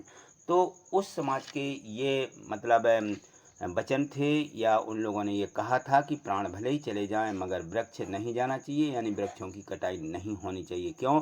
क्योंकि जो हमारे वृक्ष हैं ये पर्यावरण को प्रदूषण से मुक्त रखने के लिए ये इनका बहुत बड़ा योगदान है। वृक्ष ही हमें छाया देते हैं, फल देते हैं, और कहना चाहिए कि जल वायु भी, शुद्ध वायु हमें वृक्षों से ही मिलती है। ध्वनि प्रदूषण सभी में ये सहायता करते हैं, इसलिए हमारे वृक्ष नहीं जाना चाहिए। ठीक है, तो देखिए इसमें आगे जो प्रश्न दिए गए हैं, यहाँ देखें बहुविकल्पीय प्रश्न हैं। यहाँ से समझ में आ जाएगा कि इस पाठ के माध्यम से जो हमें समझना है वह देखिए बहुविकल्पीय प्रश्नों में दिया है। प्रश्न क्रमांक 1 कि बिश्नोई समाज के नियमों की संख्या कितनी है। तो इन्होंने कितने नियम बनाए हैं? इन्होंने 29 नियम बनाए हैं, ये हमें ध्यान में रखना है। प्रश्न 2 है बिश्नोई समाज द्वारा किस लिए आंदोलन किया गया। तो वृक्षों के लिए आंदोलन किया गया कि प्राण भले जाएं मगर वृक्ष ना जाएं, इसके लिए उन्होंने आंदोलन किया। और वृक्षों की कटाई का सबसे अधिक दुष्परिणाम किस पर होगा। तो जो दुष्परिणाम होगा, यदि वृक्ष कट जाएंगे तो सबसे बड़ा प्रभाव पड़ेगा पर्यावरण पर। किस पर पड़ेगा? पर्यावरण। यदि मान लीजिए वृक्ष नहीं रहेंगे तो हमारा पूरा पर्यावरण प्रदूषित हो जाएगा और जो जीव जंतु हैं ये भी मरने लगेंगे। ठीक है, प्रश्न 4 दिया है कि रक्षक शब्द का विलोम बताइए। रक्षक का क्या हो जाएगा भाई? विलोम बताना, उल्टा बताना है। ठीक है, तो इसका हो जाएगा भक्षक। रक्षा नहीं कर रहे, भक्षक कर रहे हैं, यानी भक्षण कर रहे हैं ना। अति लघुत्तरीय प्रश्न यहाँ से दिए गए हैं। तो यहाँ देखें जो प्रश्न 5 है, इसमें दिया गया है कि बिश्नोई समाज के इतिहास जो है किस बात से भरा पड़ा हुआ है। वृक्षों और वन्य जीवन की रक्षा की अनेक घटनाओं से भरा पड़ा है। तो इन्होंने सिर्फ बिश्नोई समाज ने ये बहुत अच्छा काम किया है, क्या? वृक्षों को बचाना। ठीक है ना, इन्होंने एक आंदोलन भी चलाया था। प्रश्न 6 में देखिए किस प्राणी की रक्षा करते हुए अनेक बिश्नोई शिकारियों के हाथ शहीद हुए हैं। तो ये जो हैं जो हिरण थे उनकी रक्षा करते हुए इनको शिकार होना पड़ा। प्रश्न 7 है प्रदूषण से बचने के लिए हमें किसकी रक्षा करनी चाहिए। तो हमें वृक्षों की रक्षा करनी चाहिए यदि प्रदूषण से हमें बचना है। तो प्राण जाएं पर वृक्ष ना जाएं पाठ से क्या प्रेरणा मिलती है। वृक्षारोपण एवं वन संरक्षण की हमें प्रेरणा मिलती है। यहाँ वा वन्ना वन लिख लीजिए। ठीक है, वा वन्ना वन लिखा हुआ है। ठीक, वा बनाना है, वा वन्ना वन। ठीक, चलिए अगला प्रश्न देखिए। प्रश्न 9 से लघुत्तरीय प्रश्न दिए गए हैं। तो इसमें प्रश्न 9 में दिया गया है कि शहीद अमृता देवी के बलिदान से क्या प्रेरणा मिलती है।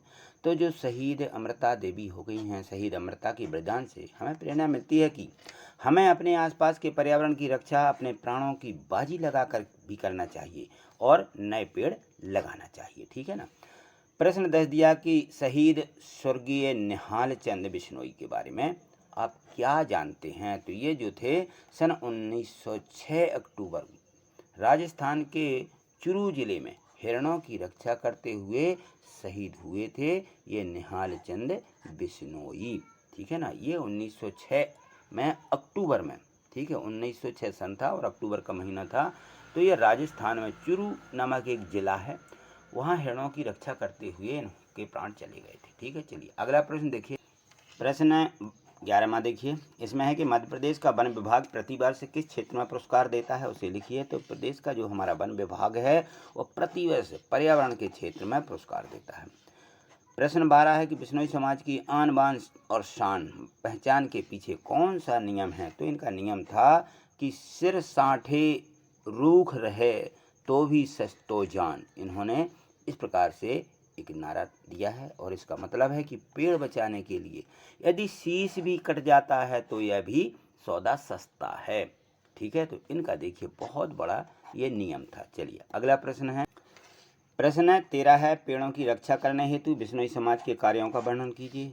तो वृक्षों की रक्षा करने के लिए बिश्नोई जो समाज है उन्होंने अनेक कार्य किए हैं, कई आंदोलन चलाए तथा कई नारे भी दिए।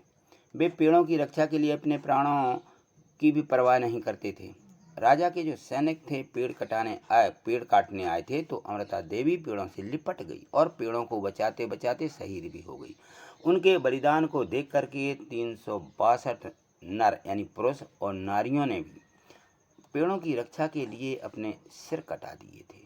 तो देखिए इन्होंने कितना बड़ा समाज के लिए यह कार्य किया था, है ना।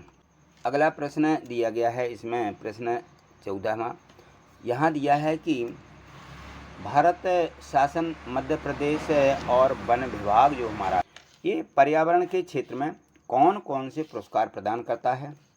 तो भारत शासन पर्यावरण पुरस्कार में मध्य प्रदेश जो शासन है शहीद अमृता देवी बिश्नोई के नाम पर 2 व्यक्तिगत पुरस्कार तथा वन विभाग अमृता देवी बिश्नोई पुरस्कार के साथ 1 लाख की नगद राशि प्रदान करती है। ये देखिए हमारा जो भारत का जो हमारा वन विभाग है ये भी बहुत सशक्त है, यानी कहना चाहिए ये भी हमारे पर्यावरण पर बहुत ध्यान रखता है। ठीक है, तो आज इतना ही।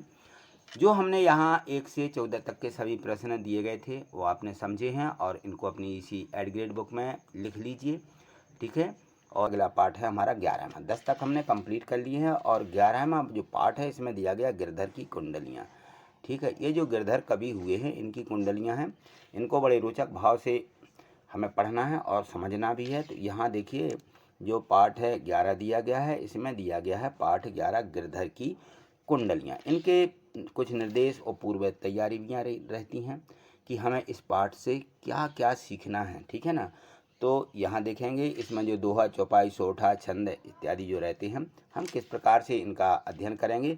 यहाँ देखिए सबसे पहले इसमें बहुविकल्पीय प्रश्नों से शुरू होते हैं। तो बहुविकल्पीय प्रश्न दिया गया है, यहाँ पे लिखा है कि कुंडलियाँ छंद बनता है। कब बनता है कुंडलियाँ छंद? तो ये जो कुंडलियाँ होती हैं छंद कैसे बनता है? तो दोहा और रौला से। जो दोहा और रौला होते हैं इनसे ये जो कुंडलियाँ रहती हैं छंद बन जाती हैं। अब यहाँ देखें अनुस्वार। अनुस्वार है यह सही बरतने वाला शब्द है जिसमें अनुस्वार लगा हुआ है। तो अनुस्वार और एक होता है अनुनासिक। तो एक होती है इस प्रकार से चांद बिंदी, ये अनुस्वार, और एक मात्र बिंदी रहती है। ठीक है ना, तो ये बिंदी जो मात्र बिंदी रखी रहती है इसको अनुस्वार बोलते हैं, एक होता है अनुनासिक। ठीक है ना, तो यह चांद बिंदी। तो हम यहाँ देखेंगे इसको जो हमारा यहाँ पे अनुस्वार दिया गया है बिंदी रखी हुई है तो कौन सा सही है। यहाँ देखिए चांदी, चांदी आ रहा है ना, तो ये चांदी इसका जो है अनुस्वार है। यहाँ हंसी लिखा हुआ है, ये चांद बिंदी रहती है यहाँ पे।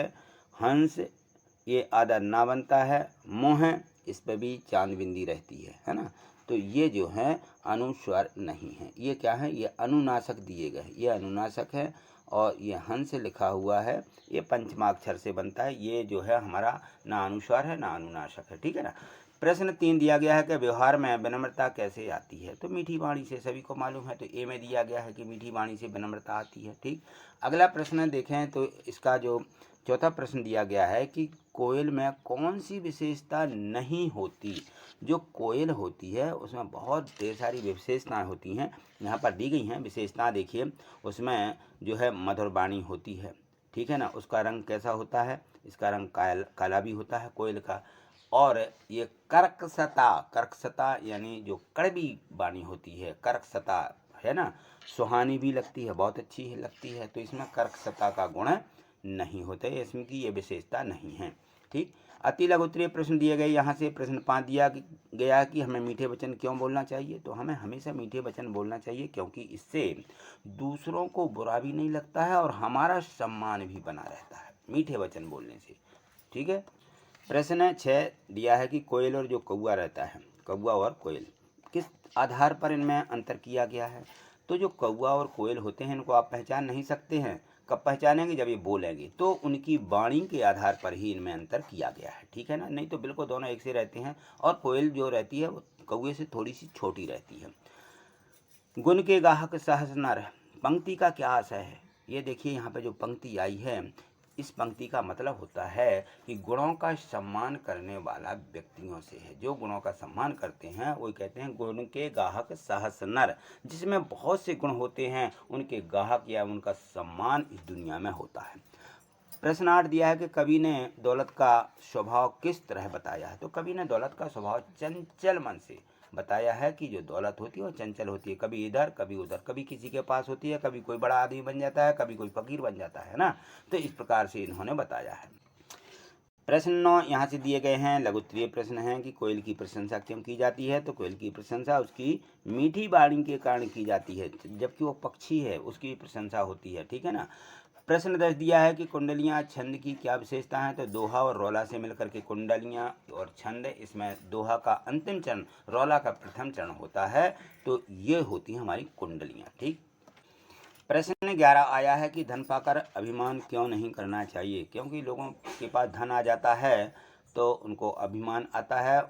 ऐसा नहीं, कोई भी आदमी हो जिसके पास धन हो जाता है तो थोड़ा सा उसका अभिमान बढ़ जाता है ना। तो हमें ये धन पाकर के अभिमान नहीं करना चाहिए, क्योंकि इसमें लिखा भी है कि हमें धन पाकर के अभिमान क्यों नहीं करना चाहिए। तो हमें धन पाकर के अभिमान इसलिए नहीं करना चाहिए क्योंकि धन क्या होता है, चंचल होता है, इसलिए अभिमान नहीं करना चाहिए। आज हमारे पास धन आ गया, हो सकता है कल हमारा यह धन किसी न किसी कारणवश खर्च हो जाए, है ना। तो हमें यह पाकर के अभिमान नहीं करना चाहिए।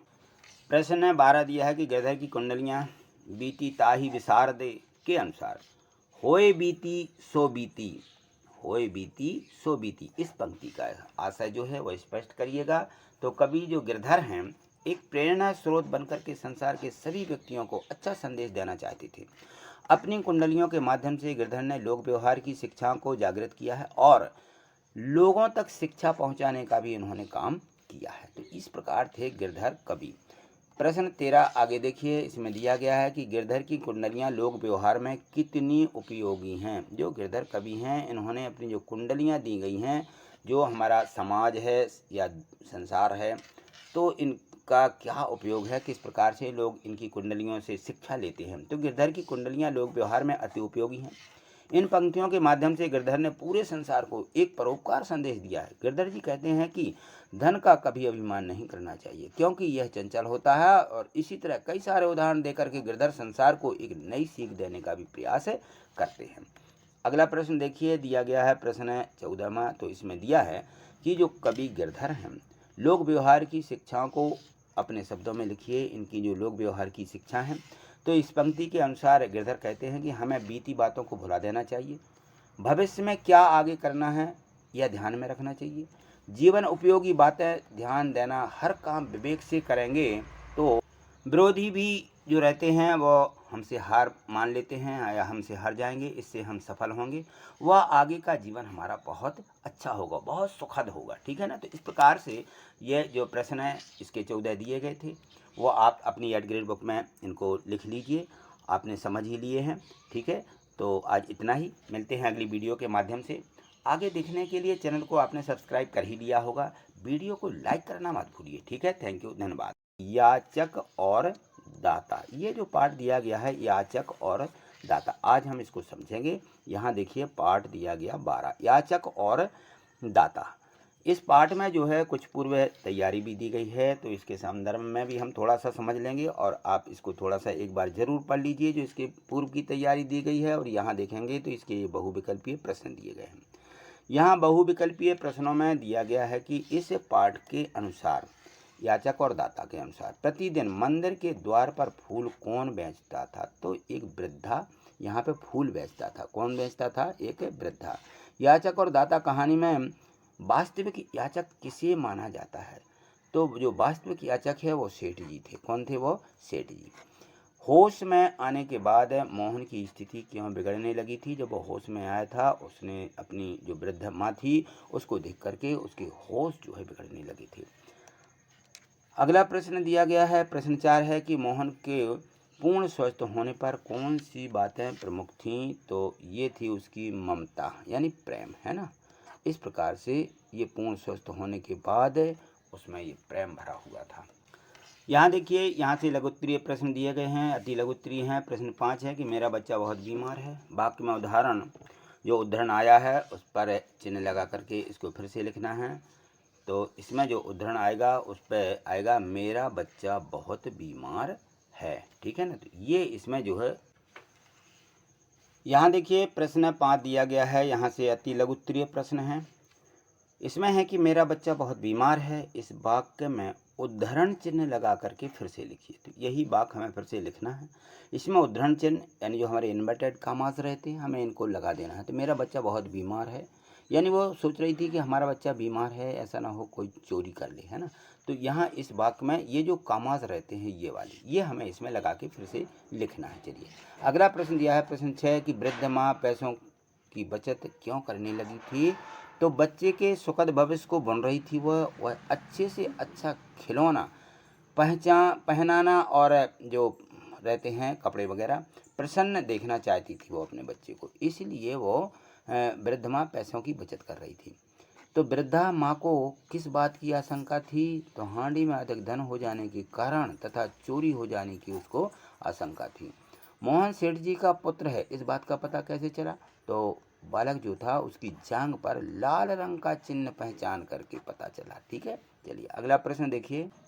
यहाँ देखिए प्रश्न 9, यहाँ से लघुत्तरीय प्रश्न दिए गए हैं। इसमें है कि सेठ जी के हाथ पांव फूलने लगे। इस वाक्य को रेखांकित, जो यहाँ पे शब्द आया है हाथ पांव फूलने लगे, वाक्य यहाँ से जो दिया गया है इसका अर्थ क्या है? तो हाथ पांव फूलना यानी घबरा जाना, ठीक है ना। तो हाथ पांव फूलने लगे उसका अर्थ होता है घबराने लगे, है ना, यानी घबरा जाना। हाथ पांव फूलना यानी घबरा जाना। ठीक।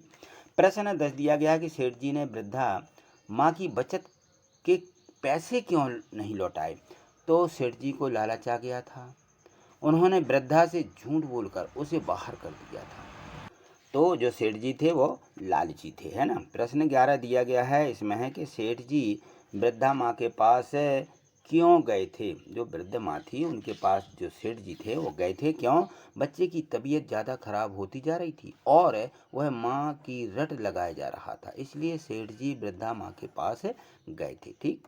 प्रश्न 12 दिया है कि बच्चे के मिलने के बाद वृद्ध जो माँ हैं उनके जीवन में क्या परिवर्तन आ गया? तो सेठ ने रुपयों की वह हांडी लौटाने को कहा। वह आज सेठ बनारसी दास से महान हो गई थी। यहाँ दीर्घ उत्तरीय प्रश्न दिए गए हैं यहाँ से। तो इसमें दिया गया है कि सेठ जी की जो पहचान है देश भक्त और धर्मात्मा के रूप में थी। आप अपने इस बात से सहमत हैं या नहीं हैं? तो नहीं हैं तो भी लिखेंगे कारण, और यदि सहमत हैं तो भी आप यहाँ कारण सहित इसका उत्तर दीजिए। तो इसमें हम लिखेंगे कि नहीं, हम सहमत नहीं हैं। उसने वृद्ध जो बूढ़ी माँ थी उसको बहुत परेशान किया था और वृद्ध की बचत के पैसे उसने नहीं लौटाए। वृद्ध माँ के बार बार विनती करने पर भी उसे तनक भी दया नहीं आई। उसका दिल पत्थर के समान था। उस असहाय बच्चे पर भी उसे दया नहीं आई थी। इसीलिए हम इसकी जो है देशभक्ति पर जो है कहना चाहिए हम सहमत नहीं हैं। ठीक है। अगला प्रश्न देखिए, इसमें दिया गया है प्रश्न 14 कि जो वृद्ध माँ है, वृद्ध माँ के आंसुओं के फूलों का मकरंद और ममता की गंध थी। इस कथन का आशय लिखिए। तो हम यहाँ लिखेंगे इसमें कि जो वृद्ध माँ है ना, बच्चे के होश आने पर उसने अपनी आंखें खोली और बोला माँ। अपने आसपास माँ को ना पा करके वह रोने लगा। उसकी हालत बिगड़ने लगी, ज्वर बढ़ता जा रहा था और वह माँ की रट लगाए जा रहा था।